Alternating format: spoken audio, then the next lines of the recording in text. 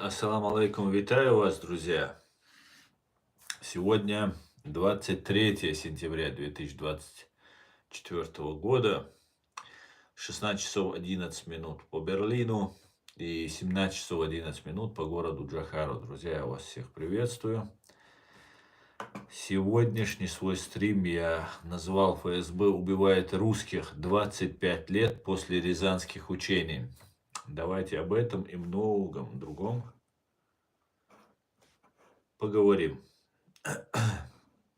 Напоминаю всем, кто находится во временно оккупированной Чеченской Республике Ичкерия, либо в России, не пишите комментариев, не ставьте лайков, не распространяйте ссылку на наш стрим. Все остальные, то есть кто находится вне юрисдикции фашистов, пишите, распространяйте, ставьте лайки.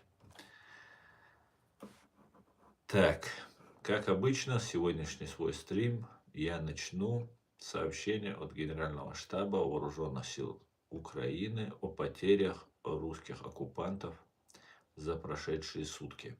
Стрим наш вещается в YouTube, на канале Реалити в YouTube, и на канале Асан Арцуев в TikTok. За прошедшие сутки уничтожено и ранено 1130 террористов, 330 террористов, пришедших на украинскую землю, 16 танков, 30 боевых бронированных машин, 81 артиллерийская система уничтожена, 2 РСЗО уничтожено, 71 БПЛА сбит, 79 автомобильной техники и цистерны и 1 спецтехника. Слава Украине! Слава ЗСУ! Збройным силам Украины.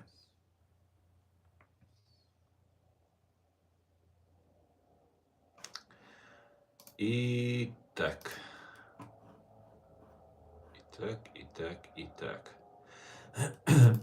Перед тем, как начать свой стрим, я бы хотел зачитать текст, который мной написан.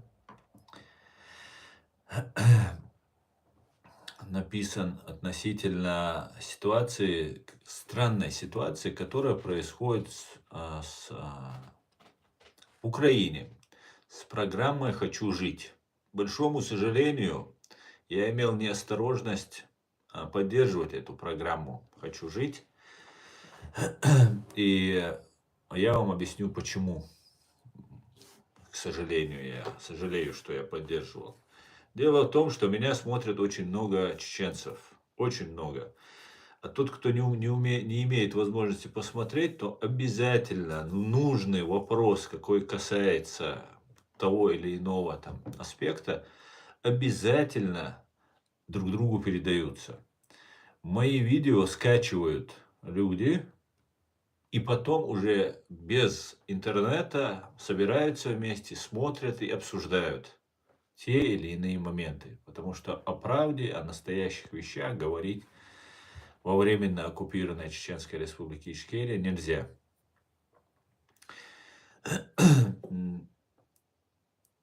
И вот давайте перейдем к вот этому проекту, программе «Хочу жить».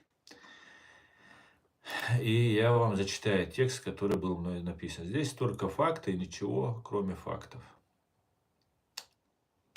Операция «Не хочу жить», озаглавил я так свой текст. Видеоматериал от 20 сентября 2024 года с пророссийским названием «Алаудинов снова соврал. История ахматовцев» в кавычках Киргиза Мусиханова. На канале «Хочу жить» рассказал вот этот материал рассказал о Киргизе Мусиханове из Чечении, который добровольно сдался в плен украинским саперам, который попал, с его слов, под мобилизацию, пытаясь избежать сфабрикованного уголовного преследования в России и опасаясь, что за отказ от участия в войне могут мобилизовать его родственников. Во время сдачи в плен Мусиханов заявил, что он родом из Урус-Мартана, Чечении, и выразил свое намерение на камеру словами «Слава Украине». подтверждая добровольный характер своих действий. Очевидно, он целенаправленно выехал из Чечении в Москву, чтобы избежать связи с ахматовскими, кадыровскими формированиями, после чего был мобилизован и отправлен на фронт из Москвы. Несмотря на это, на странице российского гауляйтера Рамзана Кадырова появился ложный текст о том, что Мусиханов якобы является бойцом отряда Ахмат, с чем согласен автор вот этого данного видео, которое выложено на канале «Хочу жить». Мусиханов, судя по всему, намеревался воспользоваться украинской программой «Хочу жить», которая представляет гарантии безопасности для лиц, добровольно сдавшихся в плен, а также возможность выехать в страны Евросоюза. Данная программа не только получила широкое освещение, но и активно поддерживается, в том числе и через мои собственные публичные обращения в стримах, где я в том числе на чеченском языке неоднократно призывал чеченцев, попавших под российскую мобилизацию, сдаваться в плен Украине. А также выкладывал видео с канала «Хочу жить» на своих информационных ресурсах. Несмотря на добровольную сдачу, которая была зафиксирована на видео без применения насилия, Мусиханов был возвращен в Россию, что явно нарушает заявленные условия программы. Его возвращение в Россию и последующая судьба вызывают серьезные вопросы о соблюдении международного права. После возвращения он был передан русскими под командование Апти Алаудинова, известного своей особой жестокостью по отношению к чеченцам. Мусиханову отправили в штрафной батальон для участия в штурмах и заставили снимать о себе видео, что однозначно являлось попыткой подавить волю к сдаче у других чеченцев. Так как украинская, а затем и российская сторона превратили киргиза Мусиханова в медийную фигуру, сопоставимую по масштабу с печально известным Евгением Нужиным. В тюрьме для военнопленных Мусиханов дал интервью, и его навестили Ахмед Закаев и Хусейн Джамбетов, также выходцы из Урус-Мартана. Учитывая давние связи Закаева с российскими спецслужбами, есть основания полагать, что Мусиханов подвергся давлению с целью убедить его вернуться в Россию. Возможно, под угрозой репрессий в отношении его семьи. Также важно отметить, что после этого визита закаевский майор Джамбетов вскоре открыто перешел на сторону России, вернулся во временно оккупированную Чеченскую республику Ичкерия и начал заниматься активной информационной пропагандой в интересах России. О сотрудничестве Закаева с Кремлем сообщали много лет многие известные и уважаемые люди, в том числе и я. Однако, несмотря на это, два россиянина посетили военнопленного в украинской тюрьме, после чего он был возвращен в Россию. Если бы Мусиханов остался в Украине, это могло бы помочь подорвать десятилетиями создаваемый миф, который российская пропаганда выстраивала о покорности чеченцев и их поддержке России. Этот миф является важной частью информационной кампании Кремля. Пример Мусиханова мог бы продемонстрировать, что чеченцы могут перейти на сторону Украины и что там держат слово. Такой переход мог бы привести к массовому вовлечению чеченцев на украинскую сторону. Хорошо мотивированные и вооруженные западным оружием чеченцы могли бы стать серьезной силой в рядах ЗСУ. Они могли бы нанести не только информационный и психологический удар, но и, сражаясь в рядах ЗСУ, внести весомый вклад в победу над русизмом. Также обмен обычного чеченского парня киргиза Мусиханова на несколько украинских военнопленных подтверждает высокий уровень ФСБ, интерес ФСБ в сохранении данного мифа. К сожалению, в видео не уделено должного внимания судьбе киргиза Мусиханова. Пост на странице российского чиновника Кадырова и материалы на позорно известном канале Russia Today были представлены как достоверные, в то время как сам Мусиханов был неуместно высмеян, а его позиция во время пленения, то есть свободы, проигнорирована. Кроме того, Есть еще одна известная широкой публике темная история, которая ставит под сомнение работу коллектива «Хочу жить». Она связана с ранее упомянутым добровольно сдавшимся россиянином-вагнеровцем Евгением Нужиным, который широко разрекламированный журналистом Бутусовым и другими известными лицами в Украине, затем оказался в России и был демонстративно убит русскими особо жестоким способом. Аслан Арцуев, Human Rights Center, Ичкерия, сентябрь 22 2024 года. Вот такие вот, друзья, события происходят, и это важно знать, чтобы люди понимали. И знаете, все это всегда делается под благовидным предлогом. Да, обменяли на одного обычного простого парня-чеченца, у которого была судимость. Такие дела фабрикуются в Чеченской Республике. Не то, что судимость была, у него было либо административное, либо уголовное дело против него возбуждено. Такие дела возбуждаются специально, чтобы чеченцев мобилизовать на войну. И Киргиз Мусиханов не относился ни к каким ахматовским, там, 3-м, 10-м группам. И специально, чтобы не принимать участие и не ехать из Чечни, из Ахматовского клуба, он поехал в Москву, об этом он у себя в интервью говорит, в этом же ролике на «Хочу жить» это распространяется. И дело в том, что я начал говорить о Киргизе Мусиханове, это и такой, я полагаю, это такой ответ мне от вот этой программы «Хочу жить». «Хочу жить» — это те люди, которые занимаются обменами пленных. Обменами пленных они занимаются, с этой стороны этим занимается СБУ, с той стороны этим занимается ФСБ. И да, отдали украинских военнопленных. Конечно же, если бы за них никого не отдавали бы, ни один украинец на это не пошел бы. Но слушая потом интервью разные, которые я, оказывается, ранее и не видел про Киргиза Мусиханова, где он уже сам снимает, он штурмовик, он принимает участие, он обращается, говорит с Хусейном Джамбетовым. И Киргиз, когда попадал в плен, был ранен, у него была, по-моему, нога, что ли, ранена, и он говорит такую фразу: если Киргиз меня услышит, или если не услышит, кто-то из его родственников меня услышит, или его знакомых, друзей, передайте ему, пожалуйста, что я сказал по этому поводу.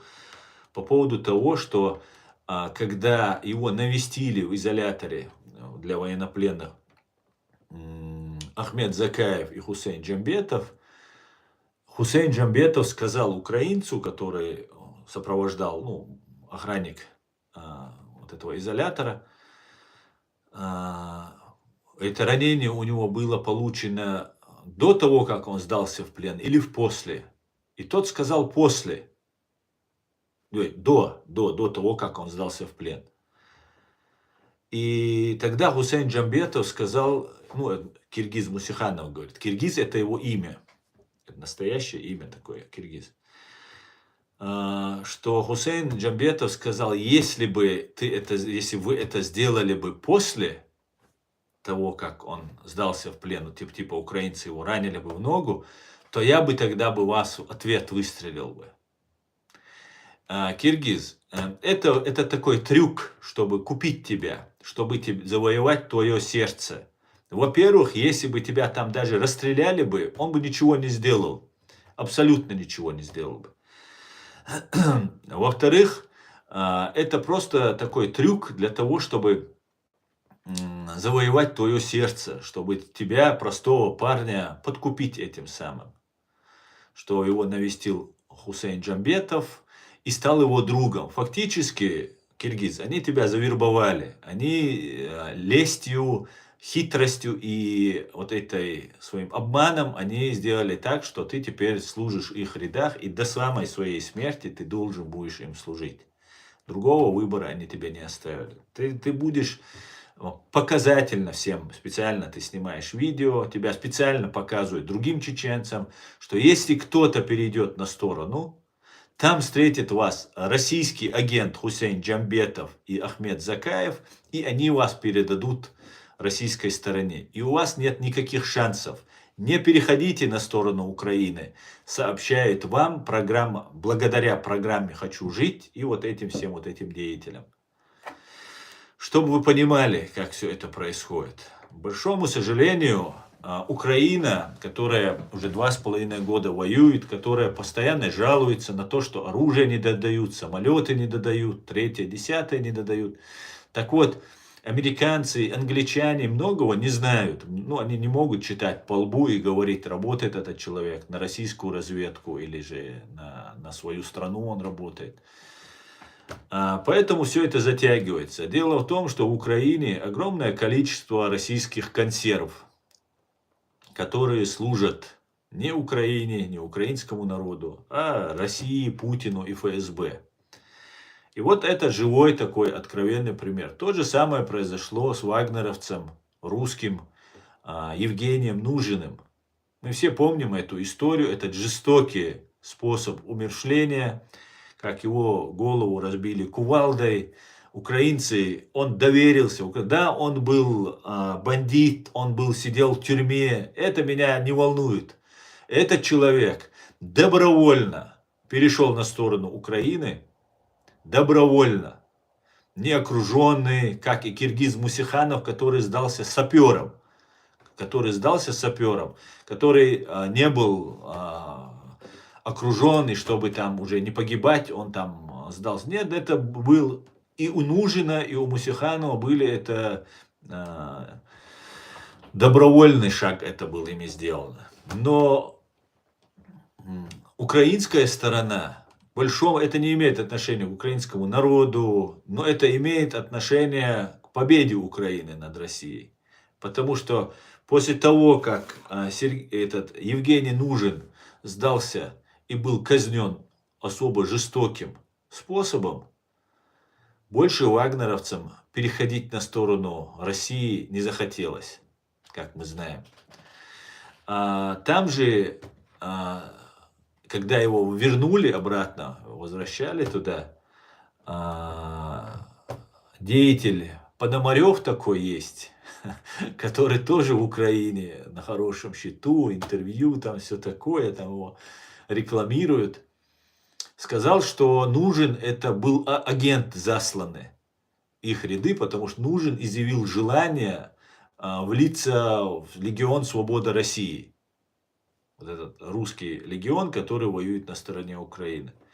И Пономарев, я читал, что сказал, что это был агент, специально внедряемый Евгений Нужен, для того, чтобы для разведки, для того, чтобы свой человек там был. Но почему-то потом Пономарев не объяснил, почему они своего агента не просто спрятали куда-нибудь, исчезни, ты не смог внедриться, пропади, служи где-нибудь инкогнито. А взяли публично, ему голову разбили кувалдой. Вот этот момент почему-то не объяснил. И вот эти вещи, дорогие мои украинцы, делают все, чтобы ваша победа оттягивалась дальше, откладывалась. И в итоге, чтобы получилось так, что украинцев погибает очень много. Украинцы устают, не могут понять, почему все это так затягивается, почему происходят вот такие события. А события происходят потому, что делается все под благовидным предлогом. Также я вам хочу рассказать еще одну очень интересную историю. Помните казнь азовцев, пленных азовцев, которых сожгли, видимо, из огнеметов или из чего-то, расстреляли изолятор, в котором они находились, и там погибло очень много людей. Десятки тогда человек просто сгорело.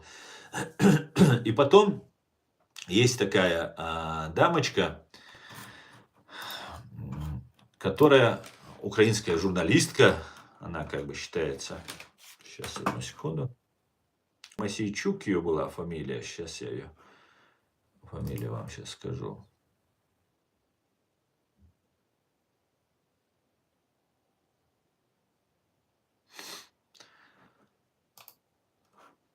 Ее фамилия Масейчук, да, пропагандистка Масейчук.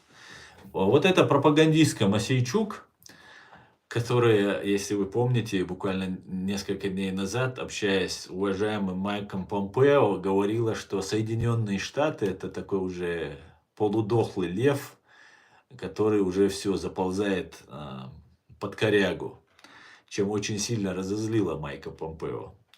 И вот эта Мосейчук, журналистка, она общается вот после убийства вот этих азовцев, она общается с Фейгиным, у меня это видео есть, их аудиоразговор, с Фейкиным, Марком Фейкиным, и там она говорит, ну такой розыгрыш такой происходит. Они прекрасно оба знают, о чем идет речь. Она говорит, что нужно захватывать кадыровцев, проживающих на территории Украины. То есть любой чеченец, который как-то здрасте сказал кадыровцам, он уже может быть расценен как кадыровец. А тот, кто не сказал здрасте кадыровцам, его можно потрясти уже после того, как плен возьмут, и потом в заложники возьмут. А потом уже можно, чтобы он тоже сказал кадыровцам здрасте.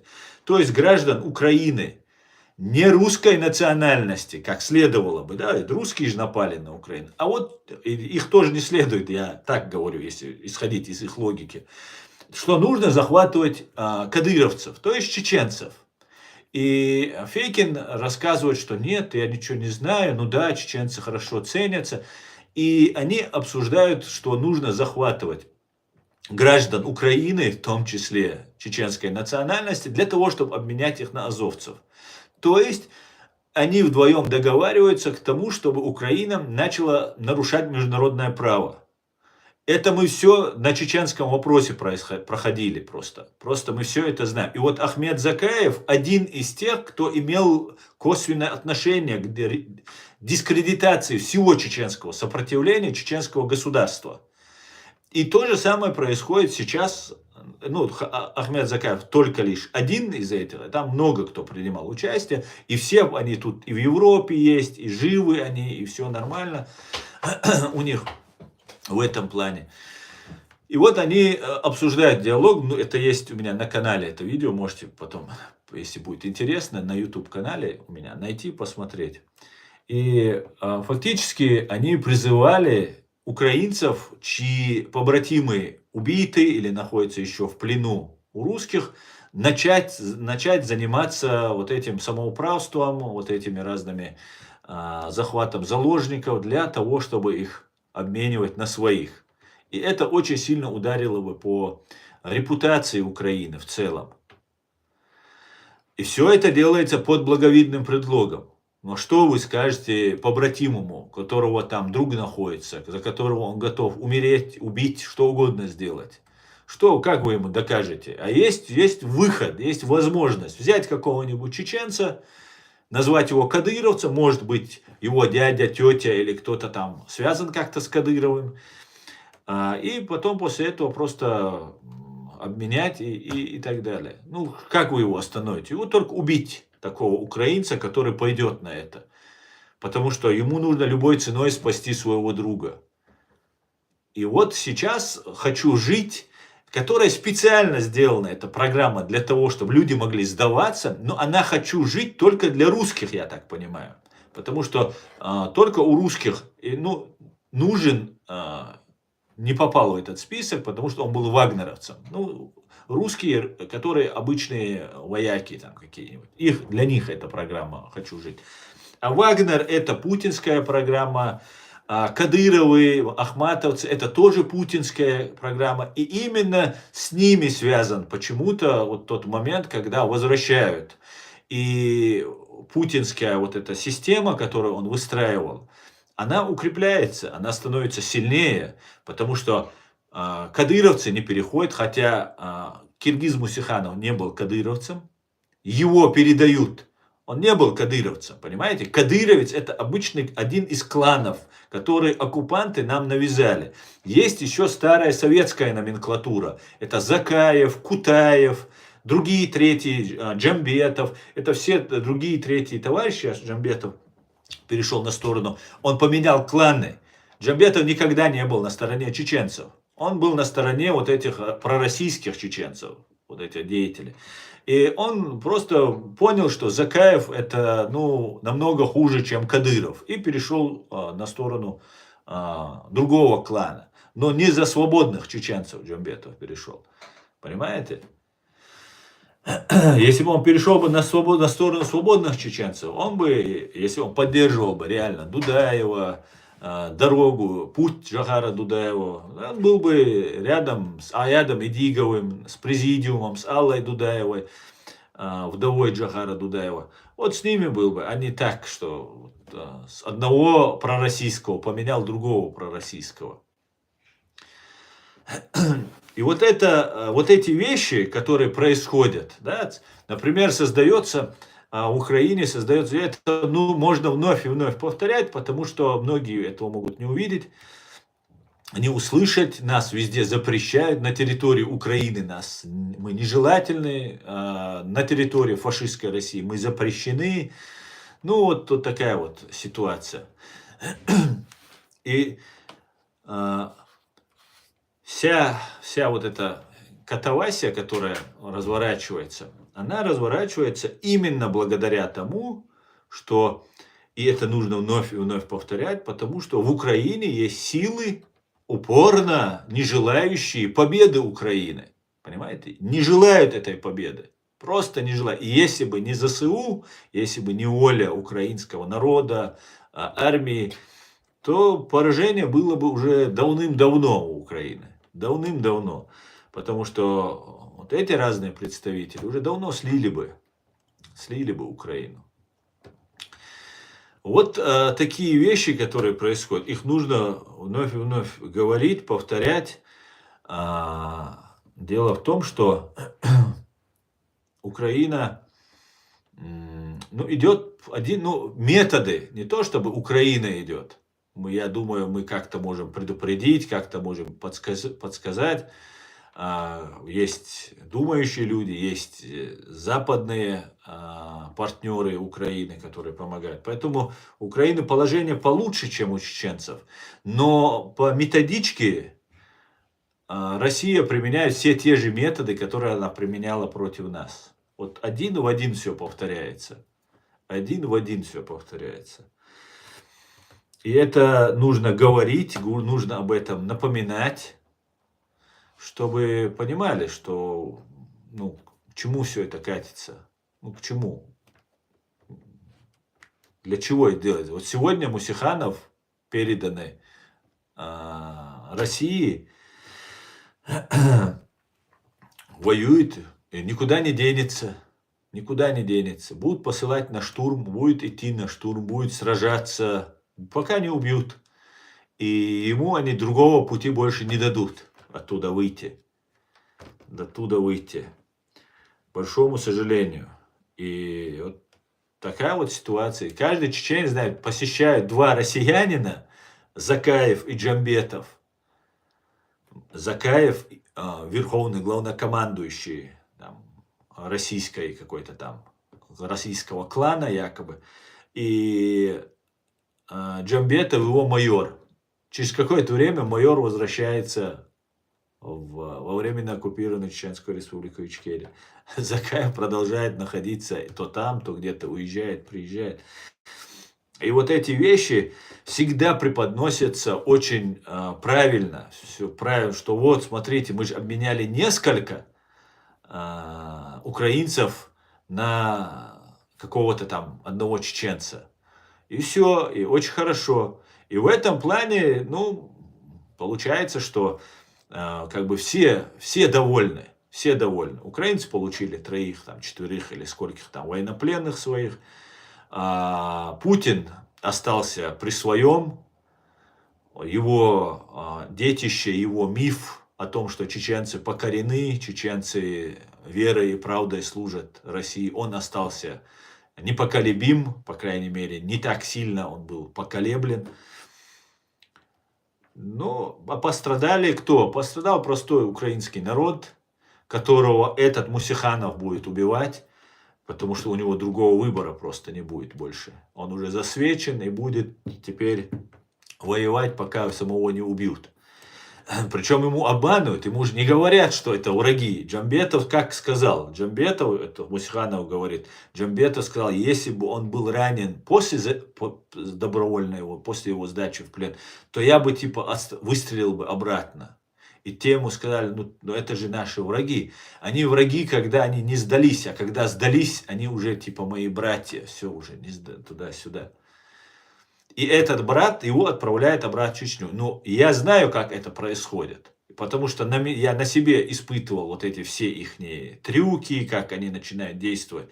Я полагаю, что Мусиханову, Закаев и Джамбетов рассказали, что если ты не перейдешь, мы тебе гарантируем, с тобой ничего не случится, мы тебя подключим к Абти Алаудинову, у нас там есть связи, ты будешь служить у Абти Алаудинова. А это самый жестокий, между прочим, русский офицер, который по отношению к чеченцам.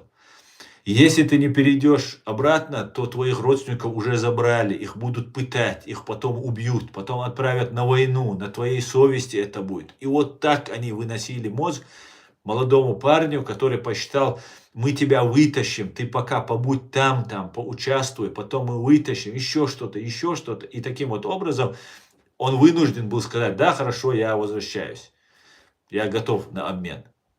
Потому что если человек добровольно сдался, он не имеет права, его не имеют права передавать России. Понимаете? Точно так же, как это было с Нужиным. Нужин вообще должен был находиться в изоляторе. Ну, его вывели, или говорят, вывели, просто передали. И вот перед своей смертью, привязанные скотчем к шлакоблоку, к кирпичу какому-то, перед тем уже, как занесена кувалда над его головой, он говорит, меня ударили по голове, я потерял сознание, вот оказался тут.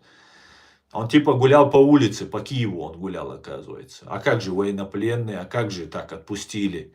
А как же тогда и Пономарев то, что говорит, что это внедрялся агент? Как это так? И внедряющийся агент гуляет по Киеву, что ли? Как это так?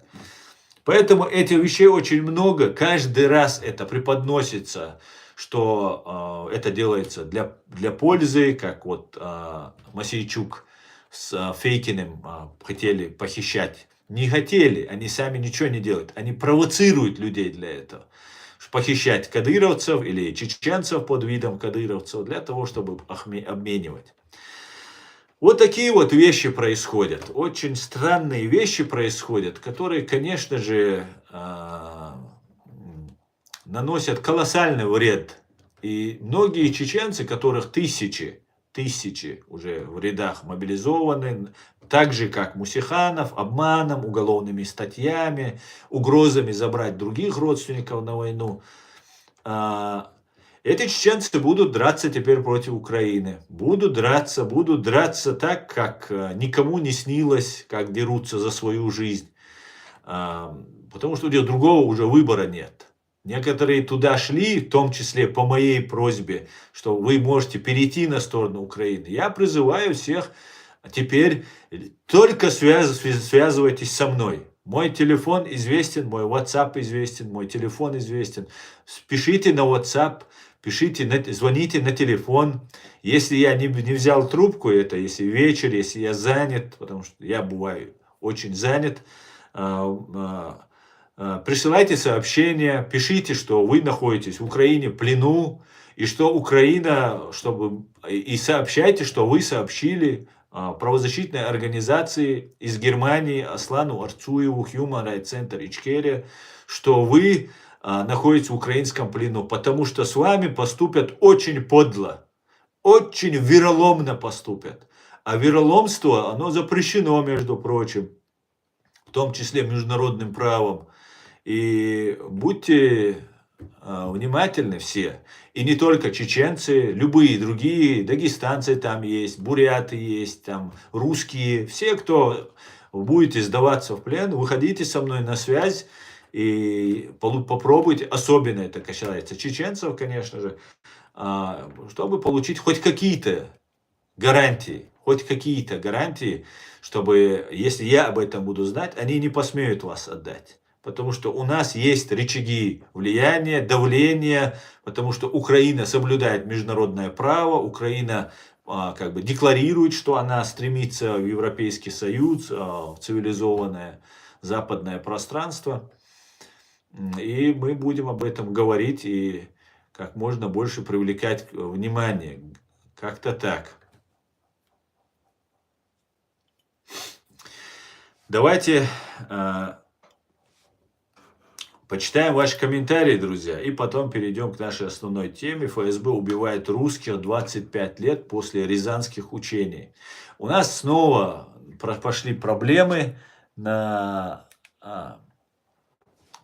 YouTube-канале. Недолго, как говорится, музыка играла, недолго пел аккордеон. И вот продолжают в своем же духе делать.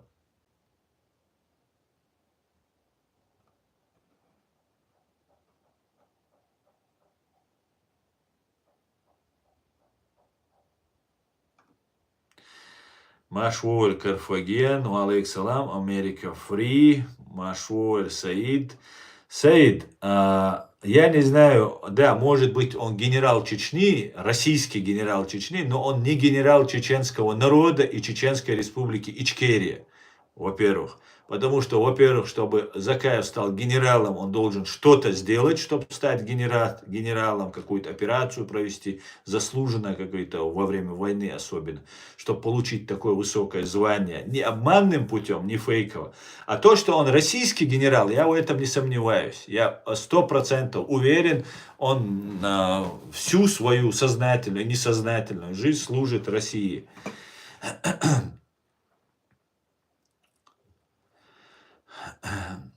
Вот ты пишешь, не Маал Закаев, ну Маал Боа, и одновременно пишешь, что новости Украины, смотришь новости Украины, такое ощущение, что это миллионная Чечня воюет с Украиной. Саид, то, что ты говоришь и делаешь, у тебя расхождение, если ты, конечно же, не на Россию работаешь, то у тебя расхождение просто с объективной реальностью. Именно Ахмед Закаев, я только что целую передачу тебе рассказываю, как Ахмед Закаев делает так, чтобы чеченцы возвращают под командование Абти Алаудину, чтобы он дальше продолжил воевать против Украины и дискредитировать таким образом и отбить охоту таким образом у всех, кто захотел бы перейти на сторону Украины. Это Закаев укрепляет российскую армию, понимаешь? Он быстро поехал туда, быстро пообщался с ним и быстро передали Мусиханову. Понимаешь? Вот что было. Машал голь маш воль нацо воль. Валейк салам, Шамиль. Валейк салам. Непонятная война вообще Украина ведет войну. Но в это же время через Украину российский газ идет в Европу. Как можно это понять? Так. Украина никогда не победит Россию, говорит Мухсин. Ну, ты ошибаешься, конечно. Украина победит, но дело в том, что КГБ нельзя будет победить таким образом. И фактически все, что сделали украинцы, все уйдет в песок просто. Просто все. Не сразу. Они очень трусливые, эти ФСБшники. Ну, это они считают очень умные они. Они будут медленно все восстанавливать и станут снова теми, кем они были. Хозяевами Украины они снова станут. Сейчас пока они под корягой. Сейчас они насильно заставляя себя против России что-то говорят, там что-то делать. Причем, заметьте, не против России говорят, не против империи. Да? Все прекрасно знают, и глава ЦРУ Бернс уже прямо сказал, что это имперская война России, но почему-то все говорят, там Путин, там какой-то Путин, Мутин, а Ходорковский тот же имперец, и все другие имперцы, которых там у них вот, ну все просто, возьмите любого, просто все КГБшники и имперцы. Ну, они все говорят, Путин там, это Путин все начал. А почему Путин начал? Потому что не пошло просто, понимаете? Не шмогла Россия победить. А если бы она победила бы, Путин был собиратель земель русских, Владимир, Красное Солнышко, там все такое.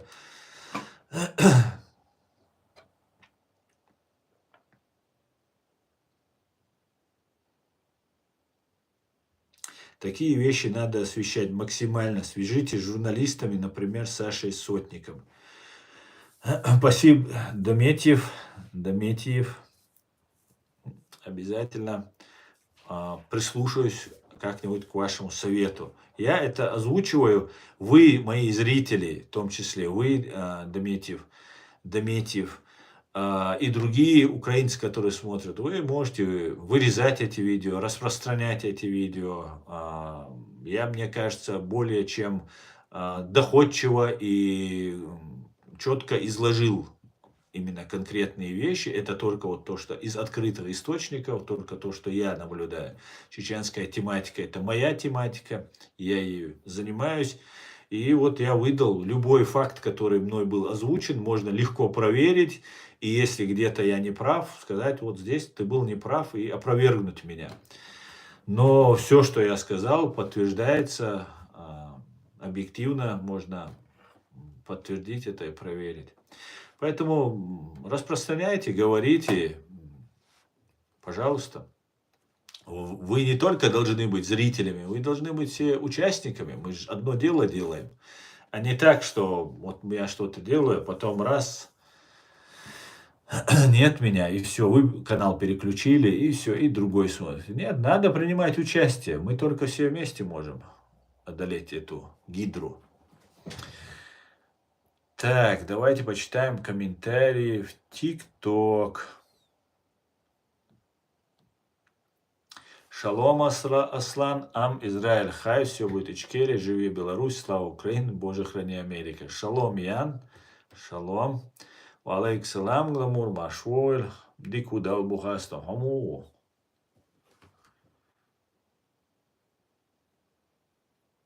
Салам, машалду. Так.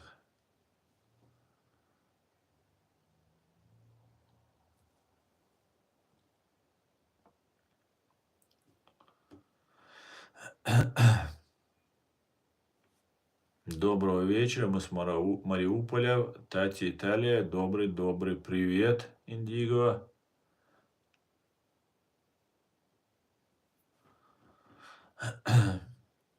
Здравствуйте, Homo sapiens, здравствуйте.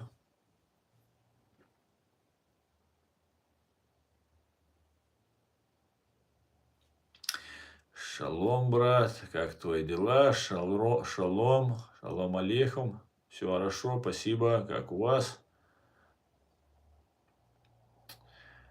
Так, сколько у тебя звезд за спиной? Ты на флаге, что ли, имеешь в виду, на американском? Ты не знаешь, сколько там флаги, звезд? Спасибо за правду. Пожалуйста, Татьяна, пожалуйста. Правду говорить легко, не трудно.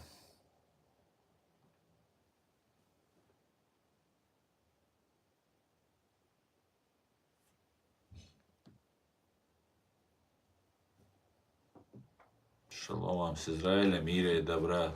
Спасибо, шалом, шалом, Израиль. Взаимно, Геша, взаимно. Так, такие вещи. То же самое происходит с травлей Дональда Трампа в Украине. Похоже на то, Шамиль, похоже на то. Похоже на то. Ну, странно, конечно, все, что тут происходит. Очень странно. Очень странно. Ну, давайте вернемся к начнем нашу основную тему. Тема наша сегодняшняя – это взрывы домов. Взрывы домов. ФСБ уже 25 лет убивает русских. ФСБ убивает русских 25 лет после рязанских учений. Давайте поговорим о рязанских учениях, друзья. Это очень-очень важно. Дело в том, что операция, которую, кстати говоря, я так полагаю, Руслан Кутаев это будет один из кандидатов в президенты в новой Чеченской Республике, даже, может быть, Ичкерии. Хотя, я думаю, слово Ичкерия они уберут, потому что оно очень продудаевское, это слово, оно им очень мешает. Но пока, если нужно, они готовы терпеть и это. И Ахмед Закаев себя называет прямым последователем а, Джохара Дудаева и Аслана Масхадова, что абсолютно не так, абсолютно. Никакой роли он там не играл, абсолютно ничего схожего с Дудаевым у него нет. И это можно посмотреть просто на окружение Джохара Дудаева, на его вдову Аллу Дудаеву, где она, чем она занимается и как она отзывается. Она и другие люди, которые были и родственники, и соратники Джохара Дудаева. Поэтому, конечно, это большой обман, который они делают. И Руслан Кутаев, который планирует, я надеюсь, у них ничего не получится, говорит о Степашине, Сергей Степашин, директор ФСБ бывший, председатель, премьер-министр России, ну и министр МВД, ну самые большие посты занимал. Степашин, фамилию Сергея Степашина упоминает еще Джохар Дудаев, это один из первых, кто начинал войну против чеченского народа. И Руслан Кутаев, оказывается, когда он был от России представлен в правительстве Аслана Масхадова, находился на контакте, как сейчас он нам сообщает, находился на контакте с Сергеем Степашиным. Сергеем Степашиным. Это тем самым, который совершал геноцид чеченского народа и начинал войну против Чечни. Один из самых главных начинателей войны. Так вот, этот Сергей Степашин тогда был, по-моему, министром внутренних дел, он тогда был назначен. И межвоенное, это 90, ну я не помню, в каком году Степашин был, это с 97 по 99 год, когда русские вывели свои войска, и тогда в Дагестане, в Чабан-Махи и Карамахи Степашин разрешил создать шариатские деревни, высоко в горах Даргинские, Чабан-Махи и Карамахи. Это Россия, российская территория. Вся шариатскость там заключалась в том, что там не продавался алкоголь и не было российского участкового. Это все. Ну, там участкового, в принципе, наверное, и так не было. Это вся была шариатскость, потому что там и так никто не пил водку в горах там. Ну и все. Просто был официальный запрет у них в своих деревнях, что они не будут продавать. Это небольшие деревни горные. И сейчас адекватным его называет Руслан Кутаев, главного убийцу чеченского народа, главный пособник убийства чеченского народа, предатель Аслана Масхадова, всего чеченского стремления к свободе, Руслан Кутаев, который, кстати, на украинском телевидении тоже у Гордонов там разных очень принимается. Вот этот человек говорит, что Степашин это адекватный человек. Ясно. Короче говоря, они сделали 2 села шариатским и потом сказали, что их нужно уничтожить. Сами создали своих россиян, а потом сказали, их нужно уничтожить, потому что там все. Окружили их и начали утюжить. Женщины, дети выходили с белыми флагами, просили их не убивать. Снайпера русские, российские расстреливали. И вот тогда дагестанцы пришли к чеченцам, к Шамилю Басаеву. Договор был у чеченцев с дагестанскими разными народами о взаимопомощи, взаимовыручке.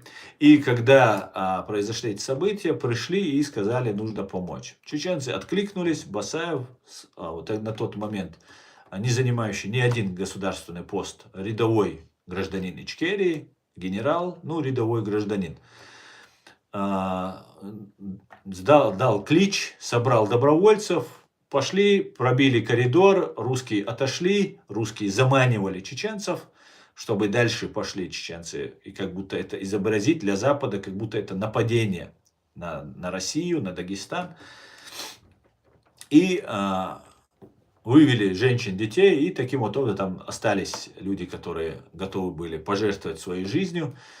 эти чеченцы погибли, сражаясь там, а в основном всех вывели. И дагестанцы, которые мужчины, которые там были, Чобан-Махи, Карамахи, они тоже сражались, некоторые погибли, некоторые вышли. И затем русские хотели таким образом представить это нападение Чечни на Дагестан, на Россию и вот напасть на Чеченскую Республику. Но дело в том, что это ни в какие ворота не лезло, потому что Басаев не занимал никакую государственную должность. И как Гиркин, который напал на Донбасс, точно так же он был рядовым человеком. Чеченская власть в лице президента Аслана Масхадова сказала, что это провокации российских спецслужб и что чеченцы не принимают в этом участие. Ну, имеется в виду, государство чеченское не принимает в этом участие. И казуса Белли поводом к войне не получилось. Не получилось такого повода к войне. Как только не получился повод к войне, был задействован план «Б», и он начался со взрывов домов в 1999 году. Первый дом русские взорвали. До этого, конечно же, были взорваны много чего. Переходы метро, троллейбусы, там, 3-10, много было подрывов, терактов. Это делалось российскими спецслужбами, иногда используя чеченцев под разными. Вот я вам рассказывал случай, как русские сожгли украинских военнопленных, и потом Мосейчук с Фейкиным говорят, что нужно брать чеченцев в заложники, кадыровцев, чтобы обменять их на эти. Вот это из той же серии было. Из той же серии. Чеченцев были много в плену находились, получили многие пожизненные сроки, там большие сроки. И их соратникам, их товарищам предлагалось отнести сумку где-то положить, где-то сделать теракт, самому собрать что-то и там передать там 3-10. Но все это делалось по заданию ФСБ, чтобы вытащить своего человека из тюрьмы. Поэтому я вас всех, украинцы, и предупреждаю. Потому что именно вот таким макаром, таким вот темпом мы стали террористами, исламистами и всеми остальными. И вот они используют эти же методы. Всегда, конечно же, присутствует здравое такое зерно, обязательно вытащить своего святое, там все такое.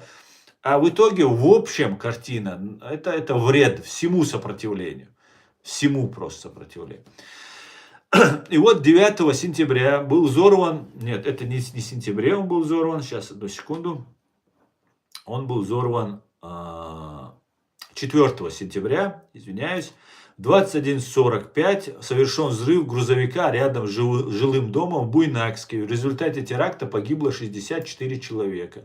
Дело в том, Басаев проводил специальную вот эту операцию спасательную операцию по деблокированию Чобан-Махи и Карамахи. Они уже ушли, их там уже нет, это было в августе, а тут 4 сентября происходит взрыв.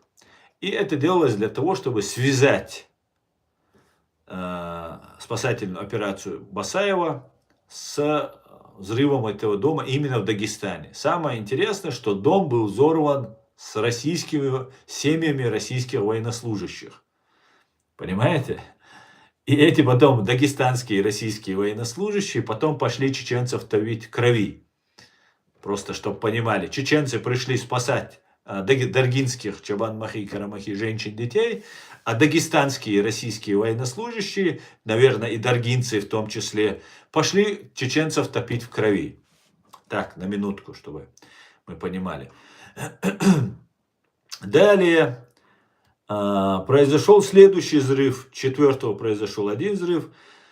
Затем 9 сентября произошел взрыв дома на Гурьянова, на улице Гурьянова. Погибло 109 человек. Это уже в Москве. Затем произошел 13 сентября взрыв дома на Каширском шоссе. Тоже в Москве. Убито 118 человек. Затем 16 сентября был взорван жилой дом в Волгодонске. Он находится в 16-17 километрах. Вот этот Волгодонск находится в 16-17 километров от Ростовской атомной электростанции. Это было сделано для того, чтобы запугать Запад, сказать: смотрите, вон террористы чеченские хотят взорвать атомную электростанцию — это для нас всех угроза. Сейчас с событиями в Украине мы видим, как они на этом спекулируют, как они пытаются запугать Запад, третье, десятое. Мы это уже все знаем. Следующий взрыв, еще есть версия, что Волгодонский в 16-го взорван, Волгодонский в 16-го взорван. И есть еще информация, что была попытка подрыва третьего дома в Москве. И его как-то они обезвредили. И как бы не стало это таким достоянием общественности. Следующий дом, пятый уже по счету, 4 уже взорвали. Если не считать пятый дом, который в Москве тоже не взорвали, о котором говорит Трепашкин, бывший ФСБшник один, который занимался защитой родственников погибших людей в доме на Гурьянова и занимался расследованием этих домов, взрывов этих домов, то это пятый дом. Это уже в Рязани. 22 сентября, то есть, можно сказать, вчера, 25 лет было с момента попытки заложить мешки со взрывчаткой. Вечером житель дома Картофельникова возвращался домой и увидел, как двое мужчин и одна женщина заносят мешки, какие-то мешки в подвал его дома. Уже 4 дома взорвано, вся Россия стоит на ушах, все ищут террористов. Он заходит, звонит в милицию. Через 40 минут приезжает милиция, и милиционер спускается в подвал, находит мешки, 3 мешка сложены крест-накрест друг на друга. На верхнем мешке сделан надрез, установлены пейджеров, типа такие часы, батарейки, патрон 12-го калибра от охотничьего ружья. И провода идут в мешок. Ну, это такой детонатор, который установлен на 5.30. На второй день, до 23, возбуждается дело по статье 205, покушение на терроризм, часть 1, подготовление, покушение, терроризм. 23 сентября задерживаются ФСБшники. 2 мужчин и 1 женщина, которые по телефону разговаривают с Москвой, конспиративной квартирой ФСБ, и они пытаются выехать из Рязани. Вот они 22-го заложили вечером мешки, ту же ночь нашли эти мешки, вся Рязань на ушах стоит, жителей дома полностью эвакуируют. Вот этот дом, улица Новоселова, 14/16, их всех эвакуируют, переселяют в школу по соседнего там рядом, которая находится. Туда приезжает все начальство, ФСБ Рязанской области, МВД, там все силовые структуры там собрались. Приезжает ФСБшник, начальник Рязанского УФСБ, и говорит, что вы родились, это ваш новый день рождения, вам 3, 10 и так далее. И затем происходит задержание на второй день вот этих ФСБшников, которые заносили эти мешки. Один очень похож на Гиркина. Да, учитывая то, что они постоянно проводят все одни и те же действия, которые преступные свои совершают по одним и тем же лекалам, по одним и тем же методичкам, можно предположить, что провокатор, зажегший фитиль войны против Украины, Гиркин, был и тем, кто зажег фитиль войны против чеченского государства. Вторую русско-чеченскую войну. Именно вполне возможно, что взрывами домов занимался именно Гиркин. Потому что очень и усики его эти, и очень он похож на него, по фотороботу. Потом фоторобот был подменен. Сперва был очень похож на Гиркина, в молодости такого Гиркина с усиками. И затем был подменен фоторобот, и уже на Гиркина не похожий человек, уже в ментовке везде в Москве висели эти фотографии, эти фотороботы. И 23 сентября, то есть 25 лет назад ровно в этот же день, после задержания этих ФСБшников, глава МВД, министр внутренних дел Рушайло сообщает о том, что предотвращен террористический акт и третье, десятое. Это в Москве как раз у них сбор всех силовиков, они готовятся топить чеченцев в крови в очередной раз. И в этот момент выходит Николай Патрушев, директор ФСБ на тот момент, я его называю русский Фредди Крюгер, который, кстати говоря, очень с ним похож, и внешне похож, и ночью, когда он взрывал вот этих людей спящих. Это как в том фильме про кошмар на улице Вязов. Помните этот фильм? Кто видит, это старый фильм. Молодежь не помнит. И там смерть во сне приходила ко всем. Вот такой же и вот этот Кощей Николай Патрушев. Он выходит и говорит, что там не было взрывчатки, это был сахар в мешках, это были учения, и все, с тех пор это все называется Рязанские учения. Русский народ, российский народ промолчал, все развернулись и дружно пошли грабить чеченские дома и убивать чеченцев.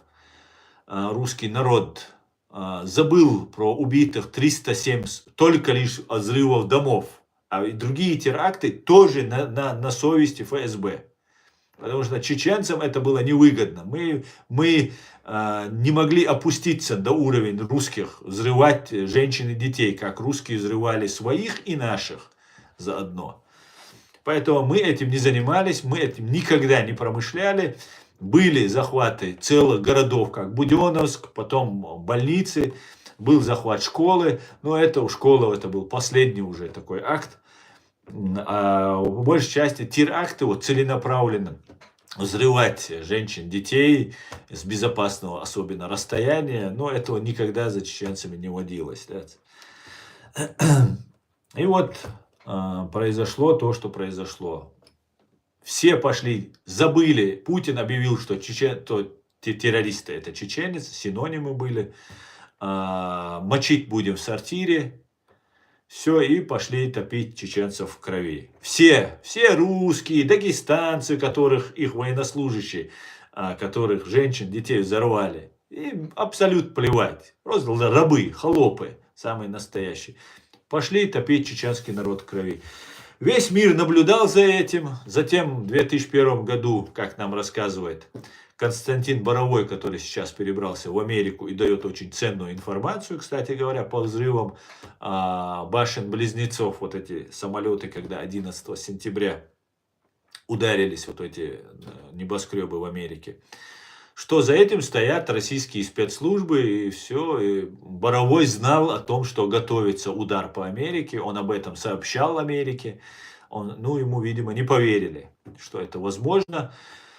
И вот произошло нападение на Соединенные Штаты Америки, это уже 2001 год. Чеченцы уже 2 года тонут в крови, и весь мир переключает чеченскую национально-освободительную борьбу на рельсы борьбы с терроризмом.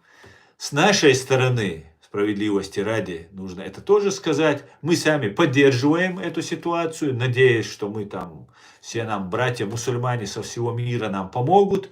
Мы пытаемся тоже, на войне, как говорится, когда тебя топят в крови, женщин, детей убивают, просто страшное дело происходит. У Доки Умарова, у Абдулхалима Садулаева детей убили. У Доки Умарова детей убили. А дочку Абдулхалима Садулаева взяли за маленькую 2-3-летнюю девочку, об стену, за ноги, об стену разбивали. Много чего вытворяли русские. И у чеченцев другого выбора не было. Весь мир, Запад, Америка, все отвернулись, все начали делать вид, что они не замечают, что происходит геноцид чеченского народа. Англия, которой мы верили, Америка, которой мы верили, все отвернулись от нас.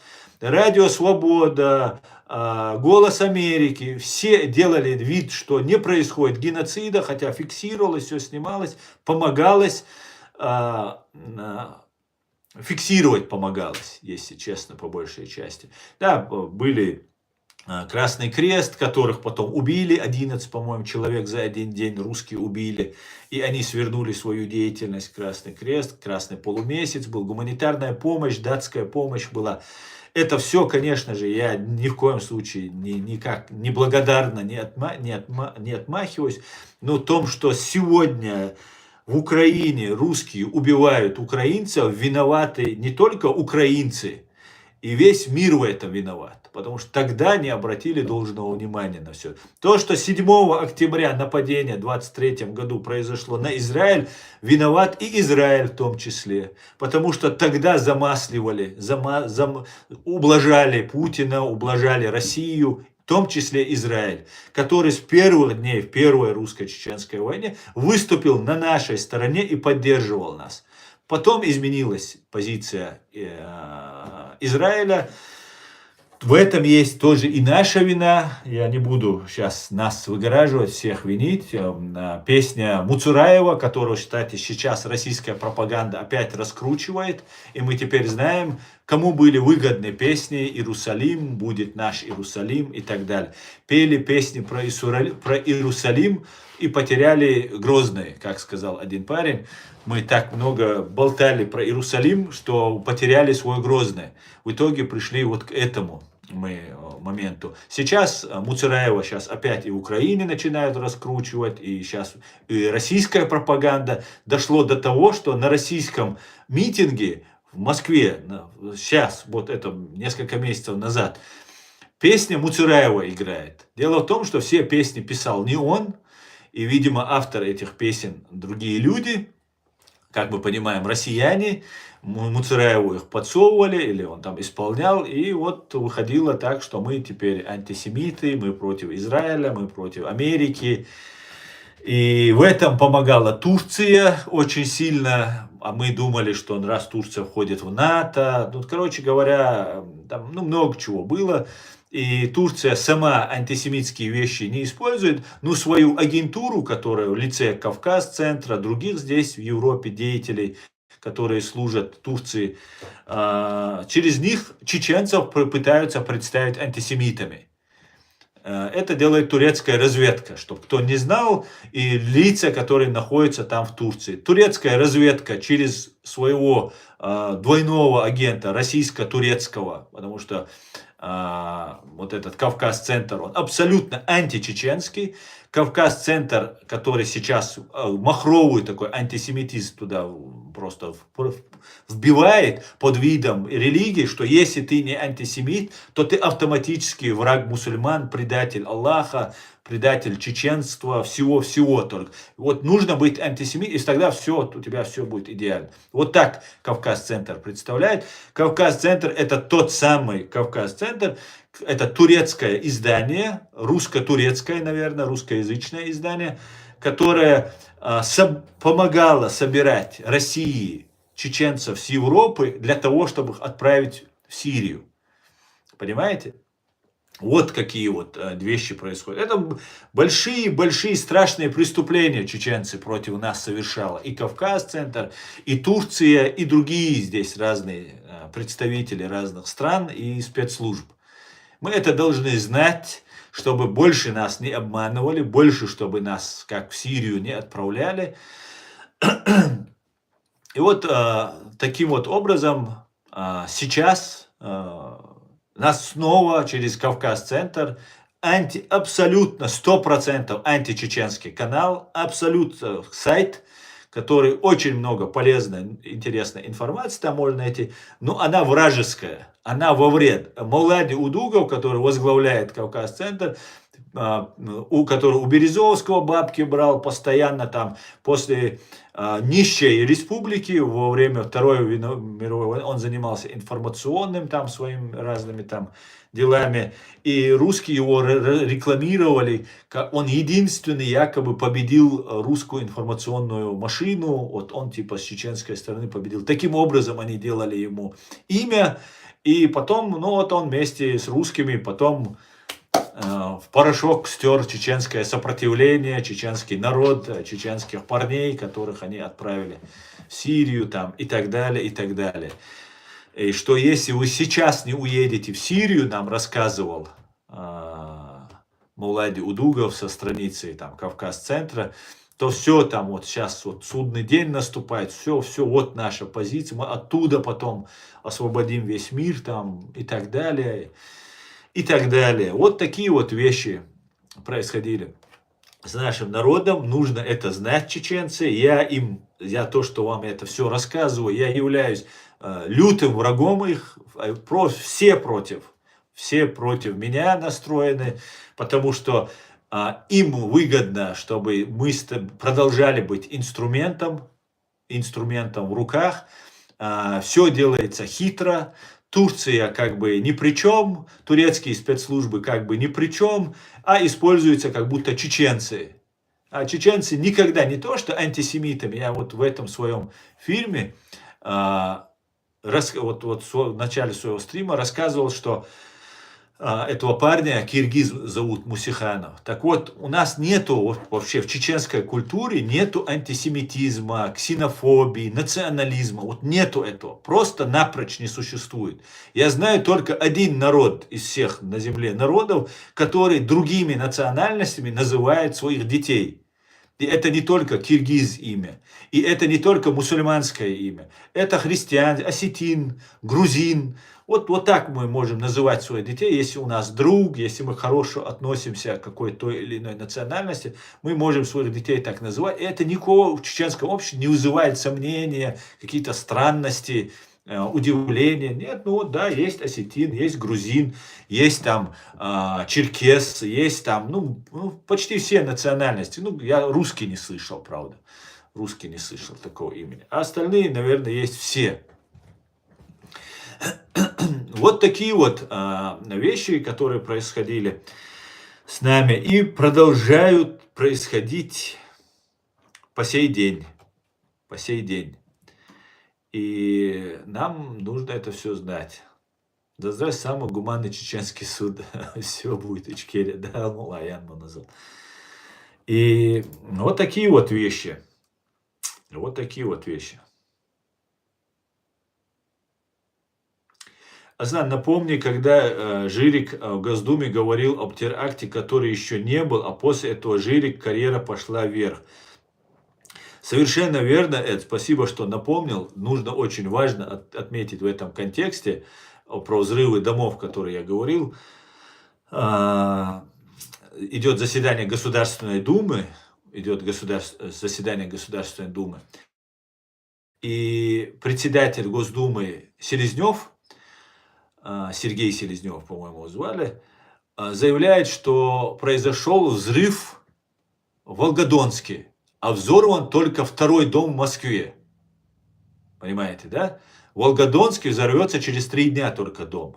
А сегодня произошел взрыв в Москве. И вот Селезнев ему приносит записку кто-то, видимо, какие-то там ГРУшники, ФСБшники пытались как-то придать огласке этому всего. Депутаты, может быть, подняли бы какой-то хай, там, 3/10, а там депутатов никогда не было. Это никаких народных избранников никогда не было. Это те же КГБшники, которые вот по стойке смирно выполняют приказ ФСБ и КГБ. И через 3 дня происходит взрыв дома в Волгодонске. И Жириновский, эта стенограмма была, потом Литвиненко говорил, что вычистили эту телеграмму, а у него, по-моему, она сохранилась у Литвиненко, в материалах она есть. С Государственной Думы, стенограмма, она была убрана. И Жириновский говорит, смотрите, вы говорите, что дом взорван в Волгодонске. Через 3 дня только произошел взрыв. Это можно расценивать как провокацию. Жириновского Селезнев решил на месяц тогда слово, но Жириновский потом на 12 лет, на 11 или на 12 лет, Жириновский стал заместителем председателя Государственной Думы. То есть того же Селезнева. После этого пошла вверх. Не Патрушев, а Рушайло, министр внутренних дел, который сказал, наши войска, внутренняя полиция, МВД, задержали террориста, предотвратили террористический акт и так далее. Он получил Героя России по секретному указу. И вот таких вещей было очень много. Они все получили какие-то за то, что заткнулись, получили медали, посты денежные, такие хлебные места и так далее, и так далее. И Рушайло, который был таким русским патриотом, кстати, с украинской фамилией, который там боролся с бандитизмом, с криминалом, особенно у него хорошо получало бороться с чеченским народом. И вот этот как его, Рушайло, тоже заткнулся, получил звезду Героя России за то, что задержал ФСБшников и отпустил их. Вот вам и все. Вот вам русня. Боровой получил отказ в интервью на политическое убежище, поэтому сейчас говорит о эмиграции суду. Ну и суд он проиграет, я так думаю. Да, ну говорит ведь, говорит, самое главное, начал же говорить. Начал говорить.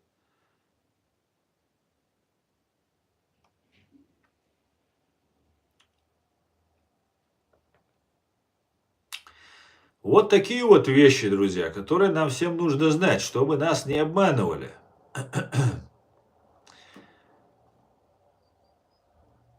Слава Ичкери, героям слава. Эд момент, Асан, а имя еврей есть? Какого, не понял, Эд, о чем ты?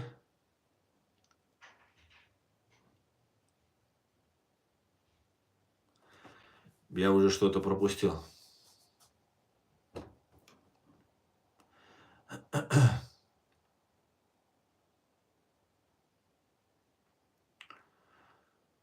Руслан Исаев, скажите, в Палестине идет геноцид или нет? Нет, Руслан, геноцид по этническому уничтожению, там, этническому, религиозному, иному признаку уничтожения геноцида в Палестине нет. Наверное, ты не знаешь этого, но я тебе раскрою тайну. И еще более того, когда был геноцид чеченского народа, вот эти деятели, которые сейчас совершили геноцид еврейского народа, убивали евреев, потому что они евреи, их представитель приехал и сказал, что геноцид чеченского народа – это внутреннее дело России.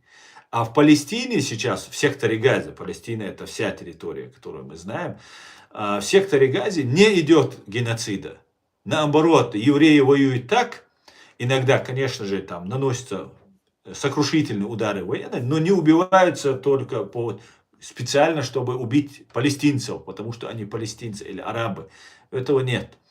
Я тебе могу сказать, что все, что делает Израиль на территории Палестины, Израиль, сектор Газа, все территория Израиля. Это внутреннее дело Израиля.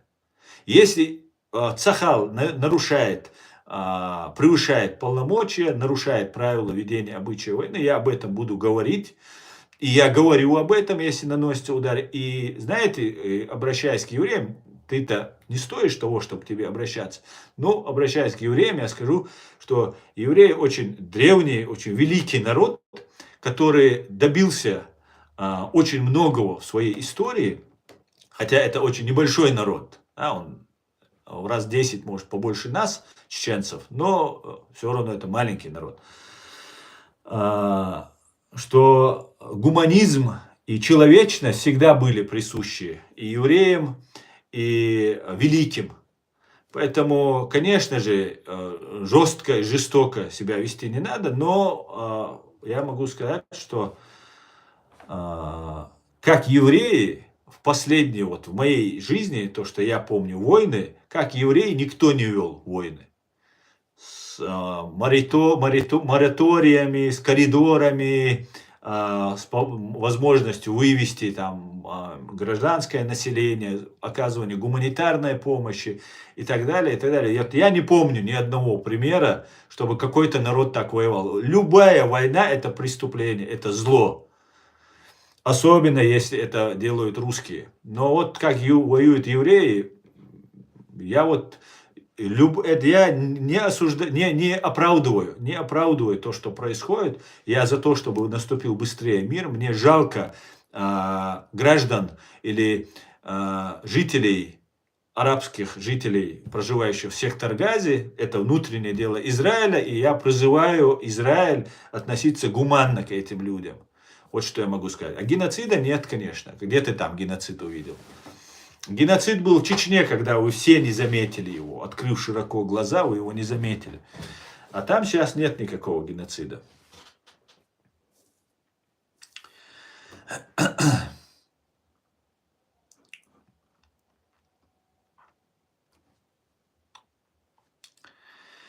Так, давайте дальше.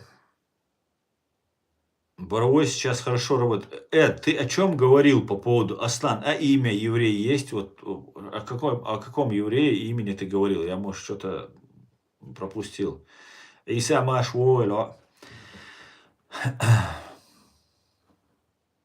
Боровой сейчас хорошо работает и грамотно и правильно освещает многие моменты. Также правильно говорит и правду перед нашими выборами. Он очень умный и знает, как готовиться к миграционному суду. Ну, слава богу, хоть так.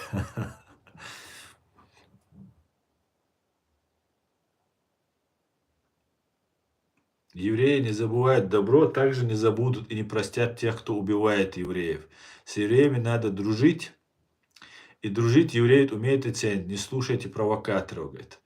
Да, это совершенно верно, но если честно, я это делаю не потому, что мне дружба, хотя дружба с тобой, с Гарри, мне она дорога, но не потому, что это. И ты, как видишь, я могу сказать и про мечеть, которую ФСБшную имени Кадырова в Израиле построили, и многое и упрекнуть могу. Но я говорю это потому, что это справедливость, это правда. А я взялся тут говорить правду и справедливость. И хотят представить, что там я это делаю, потому что я еврей, или потому что евреи мне заплатили, или еще что-то делаю. Это абсолютно все не соответствует действительности. И если бы мне евреи платили бы за это деньги, то я бы себя бы не уважал бы, если бы за то, что я говорю и делаю, если бы мне вообще кто-то платил бы за именно, чтобы я это говорил и делал, я бы себя не уважал бы.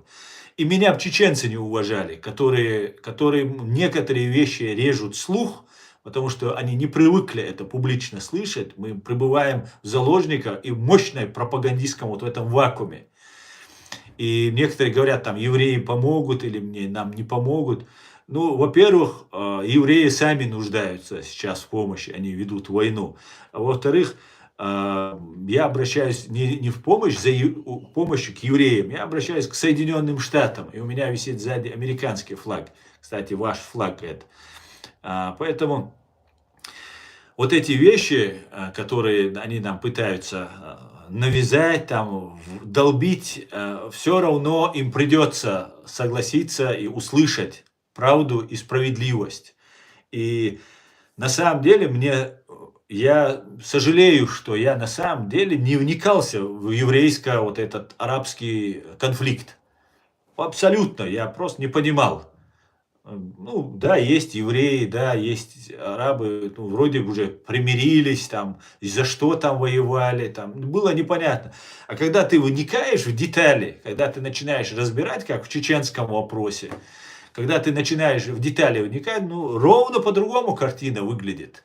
Арабский этнонационализм, арабский империализм под видом ислама, потому что их 400 или сколько там, 200 миллионов или 400 миллионов арабов, которые не могут справиться с 10-миллионным, 6-миллионным или 8-миллионным тогда еще еврейским государством, они начинают при помощи своего старшего брата Советского Союза, у которого Бог это Ленин, который лежит в пирамиде кроваво-красной площади, а весь Кремль это кладбище.